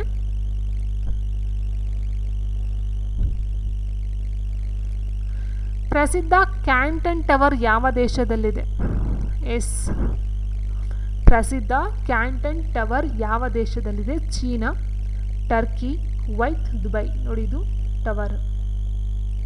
ಸೊ ಇದು ಎಲ್ಲಿ ಕಂಡುಬರುತ್ತೆ, ಯಾವ ದೇಶದಲ್ಲಿ ಕಂಡುಬರುತ್ತದೆ? ಇದು ಬಂದು ಆಪ್ಷನ್ ಎ ಚೀನಾದಲ್ಲಿ ಕಂಡುಬರ್ತಕ್ಕಂಥದ್ದು. ಇನ್ನು ಇದ್ರ ಬಗ್ಗೆ ನಾವು ನೋಡ್ತಾ ಹೋದರೆ ಕ್ಯಾಂಟನ್ ಟವರು ಚೀನಾದ ಗುವಾಂಗ್ಝೌದ ಹೈಝು ಜಿಲ್ಲೆಯಲ್ಲಿರ್ತಕ್ಕಂಥದ್ದು. ಇದರ ಎತ್ತರ 604 ಮೀಟರ್ ಅಂತೆ. ಇದು ಟೋಕಿಯೋ ಸ್ಕೈಟ್ರೀ ನಂತರ ವಿಶ್ವದ 2ನೇ ಅತಿ ದೊಡ್ಡ ಅಥವಾ ಎತ್ತರದ ಗೋಪುರವಾಗಿದೆ. ಎಸ್, ಇಲ್ಲಿ ಬರ್ತಕ್ಕಂಥ ಇದು 2ನೇದು. ಕ್ಯಾಂಟನ್ ಟವರ್ ಬಂದು 2ನೇ ಎತ್ತರದ್ದು. ಆ್ಯಂಡ್ ಫಸ್ಟ್ ಅಂತ ಹೇಳಿದ್ರೆ ಟೋಕಿಯೋ ಸ್ಕೈಟ್ರೀ ಅಂತ ಇದೆ, ಇದು ಫಸ್ಟ್ ಬರುತ್ತೆ, ಇದು ಸೆಕೆಂಡ್ ಬರುತ್ತೆ. ಅದನ್ನು ಕೇಳಬಹುದು, ಬೇಕಾದರೆ ನೋಡ್ಕೊಳ್ತಾ ಹೋಗಿ. ನೆಕ್ಸ್ಟು ಅಂಕೋರ್ ಪುರಾತತ್ವ ಉದ್ಯಾನವನ ಎಲ್ಲಿದೆ? ಅಂಕೋರ್ ಪುರಾತತ್ವ ಉದ್ಯಾನವನ ಎಲ್ಲಿದೆ? Cambodia, Thailand, Myanmar, Nepal. Yes, answer ಬಂದು ಆಪ್ಷನ್ ಎ ಕಾಂಬೋಡಿಯಾ. ಸೊ ನೋಡಿ, ಇವೆಲ್ಲ ಸ್ವಲ್ಪ ಕ್ವಶನ್ಸ್ಗಳು ಯಾವ ರೀತಿ ಕೇಳ್ತಾರೆ ಅಂದರೆ 2016 ಪ್ರಶ್ನೆ ಆಗಿರುತ್ತೆ ಇದು. ಅಂಕೋರ್ ಪುರಾತತ್ವ ಉದ್ಯಾನವು ಉತ್ತರ ಕಾಂಬೋಡಿಯಾದಲ್ಲಿದೆ ಅಂತೆ. ಇದು ಆಗ್ನೇಯ ಏಷ್ಯಾದ ಪ್ರಮುಖ ಪುರಾತತ್ವ ಸ್ಥಳಗಳಲ್ಲಿ ಒಂದಾಗಿದ್ದು ಇದು ಅಂಕೋರ್ನ ಭವ್ಯವಾದ ದೇವಾಲಯದ ಅವಶೇಷಗಳಿಗೆ ನೆಲೆಯಾಗಿದೆ ಅಂತೆ. ಸೊ ಇಲ್ಲಿ ಕಂಡುಬರ್ತಕ್ಕಂಥದ್ದು ಈ ಒಂದು ಅವಶೇಷಗಳು ಕಂಡುಬರ್ತಕ್ಕಂಥ ಒಂದು ಪ್ಲೇಸ್ ಆಗಿರುತ್ತೆ. ಸೊ ಹಾಗಾಗಿ ಅದನ್ನ ಮ್ಯೂಸಿಯಂ ಅಂತ ಹೇಳಿದ್ದಾರೆ. ಇಟ್ ಮೀನ್ಸ್ ಅವಶೇಷಗಳನ್ನೆಲ್ಲ ಸ್ಟೋರ್ ಮಾಡಿ ಮ್ಯೂಸಿಯಂ ಥರ ಮಾಡಿದ್ದಾರೆ. ಆ್ಯಂಡ್ ನೆಕ್ಸ್ಟ್ ಮುಂದಿನ ಪ್ರಶ್ನೆ, ಏಸು ಕ್ರಿಸ್ತರ ವಿಶ್ವದ ಅತಿ ದೊಡ್ಡ ಪ್ರತಿಮೆ ಎಲ್ಲಿದೆ? ಸೊ ಏಸು ಕ್ರಿಸ್ತ ವಿಶ್ವದ ಅತಿ ದೊಡ್ಡ ಪ್ರತಿಮೆ ಅಂತ ಅನ್ಕೋಬೇಡಿ. ಏಸು ಕ್ರಿಸ್ತರ ವಿಶ್ವದ ಅತಿ ದೊಡ್ಡ ಪ್ರತಿಮೆ ಅಂದರೆ ಏಸು ಕ್ರಿಸ್ ಏನಿದೆಯೋ ಅವರ ಪ್ರತಿಮೆ ಹಲವಾರು ದೇಶಗಳಿದ್ದಾವೆ. ಸೊ ಹಲವಾರು ದೇಶಗಳಲ್ಲಿ ಏನಿದೆಯೋ ಅದರಲ್ಲಿ ಟೋಟಲಾಗಿ ಅತಿ ಎತ್ತರವಾದಂತಹ ಒಂದು ಏಸು ಕ್ರಿಸ್ತನ ಪ್ರತಿಮೆ ಎಲ್ಲಿದೆ ಅಂತ ಕೇಳಿದರೆ ಬ್ರೆಜಿಲ್, ಮೆಕ್ಸಿಕೋ, ಇಟಲಿ, ಪೆರು ಅಂತ ಆಪ್ಷನ್ಸ್ಗಳನ್ನ ಕೊಟ್ಟಿದ್ದಾರೆ. ಸೊ ಇದು ಕಂಡುಬರ್ತಕ್ಕಂಥದ್ದು ಆಪ್ಷನ್ ಬಿ ಮೆಕ್ಸಿಕೋದಲ್ಲಿ ಕಂಡುಬರ್ತಕ್ಕಂಥದ್ದಾಗಿರುತ್ತೆ. ಈ ಒಂದು ಏಸು ಕ್ರಿಸ್ತನ ಅತಿ ದೊಡ್ಡ ಪ್ರತಿಮೆ ಮೆಕ್ಸಿಕೋದಲ್ಲಿ ಎಷ್ಟು ಇದೆ ಅಂತ ಹೇಳಿದರೆ 67 ಅಡಿ ಅಂತಂದರೆ 20.5 ಮೀಟರು, 67 ಅಡಿ ಎತ್ತರವಾಗಿರ್ತಕ್ಕಂಥದ್ದು. ಮೆಕ್ಸಿಕೋದ ಗುವಾನಾಜುವಾಟೋ ರಾಜ್ಯದಲ್ಲಿ ಇರ್ತಕ್ಕಂಥದ್ದಾಗಿರುತ್ತೆ. ಇದು 1944ರಲ್ಲಿ ಪೂರ್ಣಗೊಳಿಸಿದ್ರಂತೆ. ಓಕೆ. ಆ್ಯಂಡ್ ಆರ್ಟ್ ಡೆಕೋ ಚಳುವಳಿಯ ವಿಶಿಷ್ಟ ಲಕ್ಷಣವನ್ನು ಒಳಗೊಂಡಿದೆಯಂತೆ. ಇದೆಲ್ಲ ಆ ಒಂದು ದೇಶಕ್ಕೆ ಸಂಬಂಧಪಟ್ಟಂಥ ಒಂದು ಮಾಹಿತಿ ಆಗಿರುತ್ತೆ. ಆ್ಯಂಡ್ ನೆಕ್ಸ್ಟ್ ಬಂದು ಗೋಲ್ಡನ್ ರಾಕ್ ಪಗೋಡ ಯಾವ ದೇಶದಲ್ಲಿದೆ? ಗೋಲ್ಡನ್ ರಾಕ್ ಪಗೋಡ ಆಲ್ರೆಡಿ ನೋಡಿದ್ವಿ, ಗೋಲ್ಡನ್ ಬಗ್ಗೆ ಸಂಬಂಧಪಟ್ಟಂತೆ, ಬೌದ್ಧರಿಗೆ ಸಂಬಂಧಪಟ್ಟಂತೆ. ಆ್ಯಂಡ್ ನೆಕ್ಸ್ಟ್ ಗೋಲ್ಡನ್ ರಾಕ್ ಪಗೋಡ ಅಂತ. ರಾಕ್ ಮೀನ್ಸ್ ಕಲ್ಲು, ಗೋಲ್ಡನ್ ರಾಕ್ ಅಂದರೆ ಚಿನ್ನದ ಕಲ್ಲು, ಹೌದಾ? ಗೋಲ್ಡನ್ ರಾಕ್ ಪಗೋಡ ಅಂತ ಕೊಟ್ಟಿದ್ದಾರೆ. ಸೊ ಇದು ಬಂದು ಮ್ಯಾನ್ಮಾರಲ್ಲಿ ಕಂಡುಬರ್ತಕ್ಕಂಥದ್ದು. ಆ್ಯಂಡ್ ನೆಕ್ಸ್ಟು ನೋಡಿ, ಗೋಲ್ಡನ್ ರಾಕ್ ಪಗೋಡ ಇದನ್ನು ಕ್ಯಾಯಿಕ್ಟಿಕ್ ಪಗೋಡ ಅಂತಲೂ ಸಹ ಕರೀತಾರಂತೆ. ಕ್ಯಾಯಿಕ್ಟಿಕ್ ಪಗೋಡ. ಆ್ಯಂಡ್ ಇದು ಅತ್ಯಂತ ಪವಿತ್ರ ಬೌದ್ಧ ತಾಣಗಳಲ್ಲಿ ಒಂದಾಗಿದೆ. ಇದು ಮ್ಯಾನ್ಮಾರ್ನ ಮಾನ್ ರಾಜ್ಯದ ಕ್ಯಾಯ್ಕೋ ಬಳಿ ಇರ್ತಕ್ಕಂಥದ್ದು. ಸೊ ಇವೆಲ್ಲ ನಿಮ್ಗೆ ಅಷ್ಟು ಇನ್ಫಾರ್ಮೇಷನ್ ಬೇಕಾಗಿಲ್ಲ ಅಂದ್ಕೊತೀವಿ. ಆ್ಯಂಡ್ ಮ್ಯಾನ್ಮಾರ್ನ ಬರ್ಮಾ ಅಂತಲೂ ಸಹ ಕರಿತಿದ್ರು. ಆ್ಯಂಡ್ ಇದರ ರಾಜಧಾನಿ ನೇಪಿಡ, ವೆರಿ ಇಂಪಾರ್ಟೆಂಟ್ ರಾಜಧಾನಿ, ಮತ್ತು ಇದನ್ನು ಕೇಳ್ತಾರೆ ನೇಪಿಡ. ಅದನ್ನು ನಾಯ್ ಪಿಯಾದಾವ್ ಅಂತಲೂ ಸಹ ಕರೀತಾರೆ. ಆ್ಯಂಡ್ ಇದರ ದೊಡ್ಡ ನಗರ ಯಾಂಗೂನ್.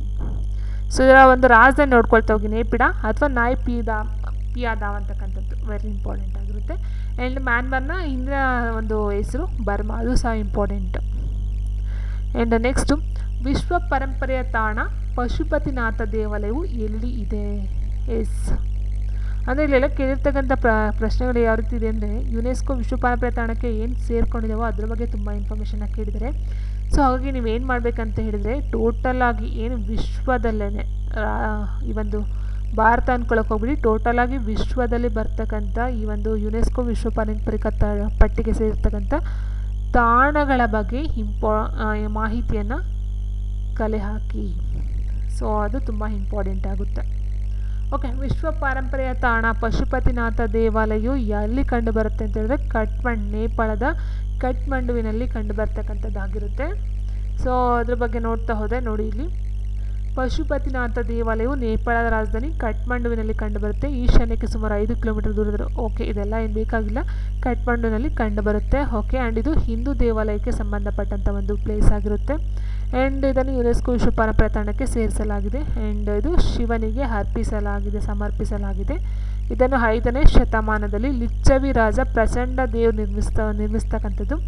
ನಂತರ ಮಲ್ಲರಾಜರು ನವೀಕರಿಸ್ತಾರಂತೆ. ಸೊ ಇಷ್ಟು ನೋಡ್ತಾ ಹೋಗಿ. ಸೊ ನಿಮಗೆ ಮಾಹಿತಿ ಖಂಡಿತ ಬೇಕೇ ಬೇಕಿವೆಲ್ಲ ವಿಶ್ವ ಪರಂಪರೆ ತಾಣಕ್ಕೆ ಸಂಬಂಧಪಟ್ಟಂತೆ ಒಂದು ಕಡೆ ನೋಟ್ ಮಾಡ್ಕೊಳ್ತಾ ಹೋಗಿ. ಆ್ಯಂಡ್ ನೆಕ್ಸ್ಟ್ ಮುಂದಿನ ಪ್ರಶ್ನೆ ಹೀಗಿದೆ, ಸಂಪತ್ತಿನ ಕಾರಂಜಿ ಎಲ್ಲಿದೆ? ಸೊ ನೋಡಿ, ಇದು where is fountain of wealth located? ಕಾರಂಜಿ, ಸಂಪತ್ತಿನ ಕಾರಂಜಿ ಅಂತೆ, ಫೌಂಟೇನ್ ಆಫ್ ವೆಲ್ತ್. ಸೊ ನೋಡಿ ಯಾವ ರೀತಿ ಎಲ್ಲ ಇದ್ದಾವೆ ಅಂತ. Singapore, Thailand, Saudi Arabia, London ಅಂತ ಕೊಟ್ಟಿದ್ದಾರೆ. ಇದು ಕಂಡು ಬರ್ತಕ್ಕಂಥದ್ದು ಆಪ್ಷನ್ ಎ, ಸಿಂಗಾಪುರ್ನಲ್ಲಿ ಕಂಡು ಬರ್ತಕ್ಕಂಥದ್ದಾಗಿರುತ್ತೆ. ನೋಡಿ ಇದ್ರ ಬಗ್ಗೆ ನೋಡ್ತಾ ಹೋದರೆ ನಾವು, ಸಂಪತ್ತಿನ ಕಾರಂಜಿನು 1998ರಲ್ಲಿ ಗಿನ್ನಿಸ್ ಬುಕ್ ಆಫ್ ವರ್ಲ್ಡ್ ರೆಕಾರ್ಡ್ಸ್ನಲ್ಲಿ ವಿಶ್ವದ ಅತಿ ದೊಡ್ಡ ಕಾರಂಜಿ ಎಂದು ಪಟ್ಟಿಯನ್ನು ಮಾಡಲಾಗಿದೆ. ಸೊ ಹಾಗಾಗಿ ಇದನ್ನು ಕೊಟ್ಟಿದ್ದಾರೆ. ಸೊ ನೋಡ್ತಾ ಹೋಗಿ, ಇದು ಏನು ಸಿಂಗಾಪುರ್ನಲ್ಲಿದೆ ಸಂಪತ್ತಿನ ಕಾರಂಜಿ ಅಂತಕ್ಕಂಥದ್ದು, ಇದು ವಿಶ್ವದಲ್ಲೇ ಅತಿ ದೊಡ್ಡ ಕಾರಂಜಿಯಾಗಿದೆ. ಸೊ ಅತಿ ದೊಡ್ಡ ಕಾರಂಜಿ ಯಾವುದು ಅಂತ ಕೇಳ್ಬೋದು.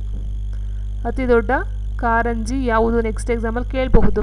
ಯಾವುದು? ಸಂಪತ್ತಿನ ಕಾರಂಜಿ. ಅದು ಬಂದು ಸಿಂಗಾಪುರ್ನಲ್ಲಿ ಕಂಡುಬರ್ತಕ್ಕಂಥ, ಇದು ಗಿನ್ನಿಸ್ ಬುಕ್ ಆಫ್ ವರ್ಲ್ಡ್ ರೆಕಾರ್ಡ್ಸ್ನಲ್ಲಿ ಇದೆಯಂತೆ. ಸೊ ಹಾಗಾಗಿ ಈ ಒಂದು ಕ್ವಶನ್ನ ಕೇಳಿದ್ದಾರೆ. ಆ್ಯಂಡ್ ಇದು ಸಿಂಗಾಪುರದ ಅತಿ ದೊಡ್ಡ ಶಾಪಿಂಗ್ ಮಾಲ್ಗಳಲ್ಲಿ ಒಂದಾದ ಸನ್ಟೆಕ್ ಸಿಟಿಯ ಕೇಂದ್ರದಲ್ಲಿದೆಯಂತೆ. ಸನ್ಟೆಕ್ ಸಿಟಿಯ ಮಧ್ಯಭಾಗದಲ್ಲಿ ಇರ್ತಕ್ಕಂಥದ್ದು. ಪ್ರಸ್ತುತ ವಿಶ್ವದ ಅತಿ ದೊಡ್ಡ ಕಾರಂಜಿ UAEನಲ್ಲಿರುವ ದುಬೈನ ಫಾರ್ಮ್ ಕಾರಂಜಿ ಆಗಿರುತ್ತೆ. ಬಟ್ ಇಲ್ಲಿ ಹೇಳಿದ್ರು ವಿಶ್ವದ ಅತಿ ದೊಡ್ಡ ಕಾರಂಜಿ ಎಂದು ಪಟ್ಟಿ ಮಾಡಲಾಗಿದೆ ಅಂತ. ಬಟ್ ಇವಾಗ ಕೊಟ್ಟಿದ್ದಾರೆ ವಿಶ್ವದ ಅತಿ ದೊಡ್ಡ ಕಾರಂಜಿ UAEನಲ್ಲಿರುವ ದುಬೈನ ಫಾರ್ಮ್ ಕಾರಂಜಿ ಇದೆ. ಸೊ ಹಾಗಾಗಿ ನೀವು ಇದನ್ನು ಟಿಕ್ ಮಾಡಬೇಕಾಗುತ್ತೆ. ಫಾರ್ಮ್ ಕಾರಂಜಿ ಫಸ್ಟ್ ಅತಿ ದೊಡ್ಡ ಕಾರಂಜಿ. ಓಕೆ, ಅಂದರೆ ಫಸ್ಟ್ ಅದು ಇತ್ತು, ಬಟ್ ಇದು ಚೇಂಜ್ ಆಗಿದೆ. ಆ್ಯಂಡ್ ನೆಕ್ಸ್ಟ್ ಬಂದು ಟೆಂಪಲ್ ಟ್ರೀಸ್ ಈ ಕೆಳಗಿನ ಯಾವ ದೇಶಗಳ ಪ್ರಧಾನಿಯ ಅಧಿಕೃತ ನಿವಾಸವಾಗಿದೆ? ಸೊ ನೋಡಿ, ಇದು ಇಂಡಿಯಾಗೆ ಸಂಬಂಧಪಟ್ಟಂತಲ್ಲ, out of country. Temple trees ಅಥವಾ ಟೆಂಪಲ್ ಟ್ರೀಸ್ ಈ ಕೆಳಗಿನ ಯಾವ ದೇಶಗಳ ಪ್ರಧಾನಿಯ ಅಧಿಕೃತ ನಿವಾಸವಾಗಿದೆ? ರಾಷ್ಟ್ರಪತಿ ಭವನ ಅಂತ ನಾವು ಏನು ಹೇಳ್ತೀವೋ ಹಾಗೆ ಇವರು ಪ್ರಧಾನಿಗಳಿಗೆ ಸಂಬಂಧಪಟ್ಟಂತೆ ಅಧಿಕೃತ ನಿವಾಸವನ್ನು ಕೇಳಿದ್ದಾರೆ. ಸೊ ನಾವು ರಾಷ್ಟ್ರಪತಿಗೆ ರಾಷ್ಟ್ರಪತಿ ಭವನ ಅಂತ ಹೇಳ್ತೀವಿ, ಆದರೆ ಅವರು ಪ್ರಧಾನಮಂತ್ರಿಗಳಿಗೆ ಏನಂತ ಕರೀತಾರೆ? ಟೆಂಪಲ್ ಟ್ರೀಸ್ ಅಂತ ಕರೀತಾರೆ. ಅದು ಯಾವ ದೇಶದಲ್ಲಿ? ಯಾವ ದೇಶದಲ್ಲಿ ಅಂತ ಹೇಳ್ತಾ ಹೋದರೆ ಅದು ಶ್ರೀಲಂಕಾದಲ್ಲಿ ಕಂಡು ಬರ್ತಕ್ಕಂಥದ್ದು. ಶ್ರೀಲಂಕಾದಲ್ಲಿ ಪ್ರಧಾನಿಗಳಿಗೆ ಇರ್ತಕ್ಕಂಥ ಒಂದು ಮನೆಯನ್ನು ಅದು ಟೆಂಪಲ್ ಟ್ರೀಸ್ ಅಂತ ಹೇಳ್ತಾರೆ. ಆ್ಯಂಡ್ ನೆಕ್ಸ್ಟ್ ಬಂದು ಇದು ಕೊಲಂಬೋದಲ್ಲಿದೆಯಂತೆ, ಶ್ರೀಲಂಕಾದ Colombo. And next Notre Dame cathedral ಎಲ್ಲಿದೆ? ನೋಟ್ರೆ ಡೇಮ್ ಕ್ಯಾಥೆಡ್ರಲ್ ಎಲ್ಲಿದೆ? So California, Leeds, Belgium, Paris. ನೋಡ್ತಾ ಹೋದ್ರೆ ಆನ್ಸರ್ ಬಂದು ಆಪ್ಷನ್ ಬಿ, ಪ್ಯಾರಿಸಲ್ಲಿ ಕಂಡು ಬರ್ತಕ್ಕಂಥದ್ದು. ಸೊ ನೋಡಿ ಪ್ಯಾರಿಸ್ನಲ್ಲಿ ಇರ್ತಕ್ಕಂಥದ್ದು, ಇದನ್ನು ನೋಟ್ರೆ ಡೇಮ್ ಡಿ ಪ್ಯಾರಿಸ್ ಎಂದು ಸಹ ಕರೀತಾರಂತೆ. ಆ್ಯಂಡ್ ಇದು ಫ್ರೆಂಚ್ ಗೋತಿಕ್ ವಾಸ್ತುಶಿಲ್ಪದ ಮೊದಲ ಉದಾಹರಣೆಗಳಲ್ಲಿ ಒಂದಾಗಿದೆಯಂತೆ. ನೆಕ್ಸ್ಟ್, ವಿಶ್ವದ ಅತ್ಯಂತ ಇಂಧನ ದಕ್ಷ ನಗರ ಯಾವುದು? Yes, which is the most energy efficient city in the world ಅಂತೆ. ವಿಶ್ವದ ಅತ್ಯಂತ ಇಂಧನ ದಕ್ಷ ನಗರ ಯಾವುದು? ನಗರವನ್ನು ಕೇಳಿದರೆ ಇಲ್ಲಿ ವ್ಯಾಂಕೋವರ್, ರೇಕ್ಜಾವಿಕ್, ಎಸ್ ಡೆನ್ಮಾರ್ಕ್, ಮಾಲ್ಮೋ. ಸೊ ಆನ್ಸರ್ ಬಂದು ರೇಕ್ ಜಾವಿಕ್ ಅಂತಕ್ಕಂಥದ್ದು. ಸೊ ಐಸ್ಲ್ಯಾಂಡ್ನಲ್ಲಿ ಕಂಡುಬರ್ತಕ್ಕಂಥದ್ದು ರೇಕ್ ಜಾವಿಕ್, ಐಸ್ಲ್ಯಾಂಡ್ನ ರಾಜಧಾನಿ ಮತ್ತು ದೊಡ್ಡ ನಗರ. ಇದು ವಿಶ್ವದ ಅತ್ಯಂತ ಇಂಧನ ದಕ್ಷ ನಗರವಾಗಿದೆ. ಇದು ನವೀಕರಿಸಬಹುದಾದ ಜಲವಿದ್ಯುತ್ ಮತ್ತು ಭೂಶಾಖದ ಸ್ಥಾವರಗಳನ್ನು ಅವಲಂಬಿಸಿ ಇದೆಯಂತೆ. ಸೊ ಕೇಳ್ಬೋದು ಅಲ್ಲಿ ರೇಕ್ ಜಾವಿಕ್ ಅಂತಕ್ಕಂಥದ್ದು ಏನು ದಕ್ಷ ನಗರ ಅಂತ ಹೇಳಿದರೆ ಇಂಧನ ದಕ್ಷ ನಗರ ಯಾವುದಕ್ಕೆ ಅಂತ ಕೇಳ್ಬೋದು. ಇದು ಜಲವಿದ್ಯುತ್ ಮತ್ತು ಭೂಶಾಖದ ಸ್ಥಾವರಗಳಿಗೆ ಸಂಬಂಧಪಟ್ಟಂತೆ. ನೆಕ್ಸ್ಟ್ ಮುಂದಿನ ಪ್ರಶ್ನೆ, ಬೆಸಿಲಿಕಾ ಆಫ್ ಬೋಮ್ ಜೀಸಸ್ ಡ್ಯಾಶ್ನಲ್ಲಿದೆ. ಅಂದರೆ ಬೆಸಿಲಿಕಾ ಆಫ್ ಬೋಮ್ ಜೀಸಸ್ಸು ಎಲ್ಲಿ ಕಂಡುಬರುತ್ತದೆ? ಫೋರ್ಟ್ ಕೊಚ್ಚಿ, ಗೋವಾ, ಮುಂಬೈ, ಚೆನ್ನೈ ಅಂತ ಕೊಟ್ಟಿದ್ದಾರೆ. ಇದು ಕಂಡುಬರ್ತಕ್ಕಂಥದ್ದು ಆಪ್ಷನ್ ಬಿ ಗೋವಾದಲ್ಲಿ. ಬೆಸಿಲಿಕಾ ಆಫ್ ಬೋಮ್ ಜೀಸಸ್ ಗೋವಾದಲ್ಲಿ ಇರ್ತಕ್ಕಂಥದ್ದು. ಆ್ಯಂಡ್ ನೆಕ್ಸ್ಟು ಎಸ್, ಇದರ ನಿರ್ಮಾಣ 1994. ಅಷ್ಟು ನೋಡ್ಕೊಳ್ಳಿ, ಬೆಟ್ ಅಷ್ಟೆಲ್ಲ ಏನು ಕೇಳೋದಕ್ಕೆ ಹೋಗೋಲ್ಲ ಅಂತ ಅಂದ್ಕೊಳ್ತೀನಿ. ಓಕೆ. ಆ್ಯಂಡ್ ನೆಕ್ಸ್ಟ್ ಕ್ವಶನ್, ಈ ಕೆಳಲ್ಲಿ ಯಾವುದನ್ನು ಪ್ರಾಚೀನ ಇನ್ಕಾಸ್ ನಗರ ಪೆಟ್ರಾ ನಿರ್ಮಿಸಿದೆಯಂತೆ. ಸೊ ಇಂತೆಂಥ ಕ್ವಶನ್ಸ್ಗಳು. ಈ ಕೆಳಗಿನಲ್ಲಿ ಯಾವುದನ್ನು ಪ್ರಾಚೀನ ಇನ್ಕಾಸ್ ನಗರ ಪೆಟ್ರಾ ನಿರ್ಮಿಸಿದೆಯಂತೆಯಪ್ಪ? ಪೆಟ್ರಾ ನಗರ, ಹಗಿಯಾ ಸೋಫಿಯಾ, ಮಚು ಪಿಚ್ಚು, ಆರ್ಕೋಪೋಲಿಸ್. ಸೊ ಮಚು ಪಿಚ್ಚು ಬಗ್ಗೆ ಇನ್ನೊಂದು ಕ್ವಶನ್ ಆಲ್ರೆಡಿ ರೈಸ್ ಆಗಿತ್ತು, ಲಾಸ್ಟ್ ಒಂದು ವಿಡಿಯೋ ಅಪ್ಲೋಡ್ ಮಾಡಿದ್ನಲ್ಲ ನಾನು, ಅದರಲ್ಲಿ ಈ ಒಂದು ಕ್ವಶನ್ ಇತ್ತು. ಮಚು ಪಿಚ್ಚುಗೆ ಸಂಬಂಧಪಟ್ಟಂಥ ಒಂದು ಕ್ವಶನ್ ಆಲ್ರೆಡಿ ನಾನು ಅಪ್ಲೋಡ್ ಮಾಡಿದ್ದೆ. ಆನ್ಸರ್ ಬಂದು ಆಪ್ಷನ್ ಸಿ ಮಚು ಪಿಚ್ಚು. ಸೊ ನೋಡಿ, ಇಲ್ಲಿ ಮಚು ಪಿಚ್ಚುವನ್ನು ಪ್ರಾಚೀನ ಇಂಕಾ ನಗರವು ನಿರ್ಮಿಸಿದೆಯಂತೆ. ಪೆಟ್ರಾದ ಮಚು ಪಿಚ್ಚು ಯುನೆಸ್ಕೋ ವಿಶ್ವ ಪರಂಪರೆ ತಾಣವಾಗಿದೆ. 1983ರಲ್ಲಿ ಯುನೆಸ್ಕೋ ಘೋಷಿತ ತಾಣ. ಟೋಟಲಾಗಿ ನಾವು ನೋಡ್ತಾ ಹೋದರೆ ಇಲ್ಲೆಲ್ಲ ಯುನೆಸ್ಕೋಗೆ ಸಂಬಂಧಪಟ್ಟಂತೆ ಕೆಲವು ತುಂಬ ಕ್ವಶನ್ಸ್ಗಳು ರೈಸ್ ಆಗಿದ್ದಾವೆ. ಸೊ ಹಾಗಾಗಿ ನೀವು ಎಲ್ಲ ದೇಶದಲ್ಲಿ ಇರ್ತಕ್ಕಂಥ ಯುನೆಸ್ಕೋಗೆ ಸಂಬಂಧಪಟ್ಟಂಥ ಈ ಒಂದು ಪ್ಲೇಸಸ್ ತಾಣಗಳು ಏನಿದೆಯೋ ಅದನ್ನು ನೀವು ಖಂಡಿತ ರಿಸರ್ಚ್ ಮಾಡಿ ಅಂತ ಕೇಳಿದ್ದಾರೆ. ನೋಡಿ, ಪೆರುವಿನ ಪೂರ್ವ ಕಾಡು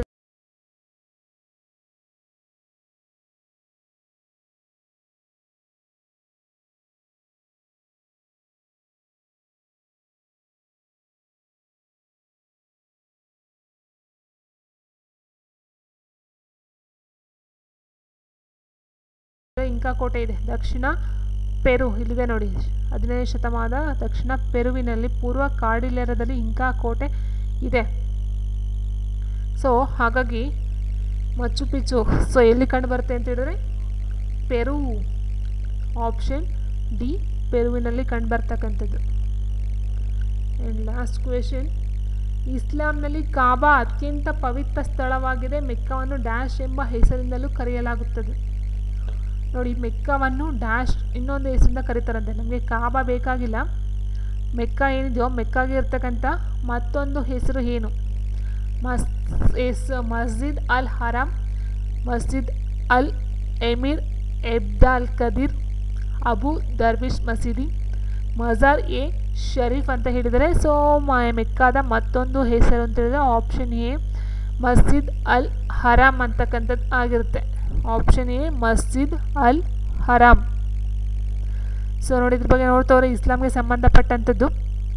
ಮಸ್ಜಿದ್ ಅಲ್ ಹರಾಮ್ ಇಸ್ಲಾಂನ ಅತ್ಯಂತ ಪವಿತ್ರ ಸ್ಥಳವಾದ ಕಾಬಾವನ್ನು ಸಂಪೂರ್ಣವಾಗಿ ಸುತ್ತುವರೆದಿರುವ ಒಂದು ಮಸೀದಿ ಅಂತ ಇದು ಸೌದಿ ಅರೇಬಿಯಾದ ಮೆಕ್ಕಾ ನಗರದಲ್ಲಿದೆ. ಇದು ವಿಶ್ವದ ಅತಿ ದೊಡ್ಡ ಮಸೀದಿ. Very important. ವಿಶ್ವದ ಅತಿ ದೊಡ್ಡ ಮಸೀದಿ ಯಾವುದಂತ ಕೇಳಿದ್ರೆ ಈ ಒಂದು ಮಸ್ಜಿದ್ ಅಲ್ ಹರಾಮ್ ಏನಿದೆಯೋ ಮೆಕ್ಕಾ ನಗರದಲ್ಲಿ ಇರ್ತಕ್ಕಂಥ ಒಂದು ಸ್ಥಳ, ಪವಿತ್ರ ಸ್ಥಳ. ಇದು ಪ್ರಪಂಚದಲ್ಲೇ ಅಥವಾ ವಿಶ್ವದ ಅತಿ ದೊಡ್ಡ ಮಸೀದಿಯಾಗಿದೆ. Very important. ಕೇಳ್ತಾರೆ ಈ ಥರ ಕ್ವಶನ್ಸ್ಗಳನ್ನ ಕೇಳ್ತಾರೆ. ಸೊ ಆಲ್ರೆಡಿ ಹೇಳಿದ್ರೆ ಫ್ರೆಂಡ್ಸ್, RRBಲಿ ಏನು ಮಾಡ್ತಾರೆ ಅಂದರೆ RRB ಕ್ವಶನ್ ಪೇಪರು ಜಾಸ್ತಿ ಕೊಡೋದು ಮೆಂಟಲ್ ಎಬಿಲಿಟಿ, ಅದಾದ ನಂತರ ಸೈನ್ಸ್ ಕೊಡ್ತಾರೆ, ಅದಾದ ನಂತರ ಸೋಷಿಯಲ್ ಸೈನ್ಸು ಮತ್ತು GKಗೆ ಸಂಬಂಧಪಟ್ಟಂತೆ ಒಂದು 10 ಕ್ವಶನ್ಸ್ ಕೊಡ್ಬೋದು. ಅದಾದ ನಂತರ ಜಾಸ್ತಿ ಕೇಳೋದು ನಿಮಗೆ ಇನ್ಕ್ಲೂಡಿಂಗ್ ಇಂಡಿಯಾ ಆ್ಯಂಡ್ ಕರ್ನಾಟಕ ಕಮ್ಮಿ ಕೇಳ್ತಾರೆ. ಸೊ ಔಟ್ ಆಫ್ ಕಂಟ್ರಿಲೇ ಜಾಸ್ತಿ ಕ್ವಶನ್ಸ್ ಕೇಳೋದು. ಅಂದರೆ most of all most common ಆಗಿ ಏನು ಕ್ವಶನ್ಸ್ ಬರುತ್ತೋ ಅಂಥ ಕ್ವಶನ್ಸ್ನ ಕೇಳ್ತಾರೆ. ಅಂದರೆ ಏನು ಹೇಳ್ಬೋದು ಅಂದರೆ ವರ್ಷ ಅಥವಾ ಅವಾಗವಾಗ ಚೇಂಜ್ ಆಗ್ತಲ್ಲ ಅದ್ರ ಬಗ್ಗೆ ಕಮ್ಮಿ ಕೇಳ್ತಾರೆ.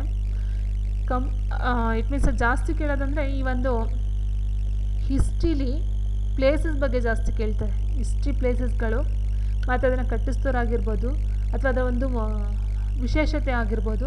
ಆ್ಯಂಡ್ ಈಗ ನಾವು ನೋಡಿದ್ವಿ ಯುನೆಸ್ಕೋಗೆ ಸಂಬಂಧಪಟ್ಟಂತೆ ಆ ಥರ ಕೇಳ್ತಾರೆ. ಮತ್ತು ವರ್ಲ್ಡಲ್ಲಿ ಫಸ್ಟ್ ಯಾವುದು ಅಥವಾ ಪ್ಲೇಸ್ಗಳು ಎಲ್ಲಿ ಕಂಡು ಬರುತ್ತೆ, ಅದರ ಒಂದು ವೈಶಿಷ್ಟ್ಯತೆ ಏನು. ಸೊ ಈ ರೀತಿ ಇಟ್ ಮೀನ್ಸ್ ಅದು ನಾನು ಹೇಳ್ತಾ ಹೋದರೆ ಇವತ್ತು ಏನು ಕ್ವಶನ್ಸ್ ಕೇಳಿದ್ರೆ 10 ವರ್ಷ ಬಿಟ್ಕೊಂಡು ಆ ಕ್ವಶನ್ಸ್ಗೆ ಆನ್ಸರ್ ಅದೇ ಇರಬೇಕು ಪರ್ಫೆಕ್ಟ್, ಆ ರೀತಿ ಕ್ವಶನ್ಸ್ಗಳನ್ನ ಕೇಳ್ತಾ ಹೋಗ್ತಾರೆ. ಸೊ ಕರೆಂಟ್ ಅಫೇರ್ಸ್ ಅಂತ ನೋಡ್ತಾ ಹೋದಾಗ ಇವತ್ತೇನಿರುತ್ತೋ ಅದು ನೆಕ್ಸ್ಟ್ ಒಂದು 10 ವರ್ಷ ಕಟ್ಕೊಂಡ್ರೆ ಅಥವಾ ಒಂದು ವರ್ಷ ಕಳೆದ್ರೆ ಚೇಂಜ್ ಆಗಿಬಿಟ್ಟಿರುತ್ತೆ. ಬಟ್ RRBಯಲ್ಲಿ ಜಾಸ್ತಿ ಕೇಳೋ ಕ್ವಶನ್ಸ್ಗಳೇ ಆ ರೀತಿ. ಸೊ ಇವತ್ತು ಏನು ಕ್ವಶನ್ಸ್ ಕೇಳಿರ್ತಾರೋ 10 ವರ್ಷ ಬಿಟ್ಟು ಅದು ಆನ್ಸರ್ ಎಕ್ಸಾಕ್ಟ್ ಆನ್ಸರ್ ಅದೇ ಇರುತ್ತೆ. ಸೊ ಆ ರೀತಿ ಕ್ವಶನ್ಸ್ಗಳನ್ನ ಕೇಳ್ತಾರೆ RRBಯಲ್ಲಿ ಜಾಸ್ತಿ ಕೇಳೋದು ಅದೇ ಥರ. ಯಾಕಂದರೆ ಓವರಾಲ್ ಇಂಡಿಯಾ ಎಕ್ಸಾಮ್ಸ್ ಬರೆಸ್ತಾರಲ್ವ, ಸೊ ಎಲ್ಲರಿಗೂ ಒಂದೇ ಪೇಪರ್ ಕೊಡ್ತಾರಲ್ವ. ಸೊ ಹಾಗಾಗಿ ಎಲ್ರಿಗೂ ಸಹ ಯೂಸ್ ಆಗ್ತಕ್ಕಂಥ ಒಂದು ಮೆಥಡಲ್ಲಿ ಪೇಪರ್ನ ರೆಡಿ ಮಾಡಬೇಕು ಅವರು. ಸೊ ಹಾಗಾಗಿ ನಮ್ಮ ಕರ್ನಾಟಕಕ್ಕೆ ಸಂಬಂಧಪಟ್ಟಂತೆ ಕ್ವಶನ್ಸ್ನ ಇಲ್ಲೂ ರೈಸ್ ಮಾಡಲ್ಲ. 1 or 2 ಕ್ವಶನ್ಸ್ ಅಷ್ಟೇ ಕನ್ನಡಕ್ಕೆ ಸೇರಿ ಕ್ವಶನ್ಸ್ ಕೊಡೋದು. Throughout India out of country ಏನಿರುತ್ತೋ ಅದ್ರ ಬಗ್ಗೆನೇ ಕ್ವಶನ್ಸ್ಗಳನ್ನ ರೈಸ್ ಮಾಡ್ತಾರೆ. ಇನ್ನು ಓವರಾಲು ಸೈನ್ಸ್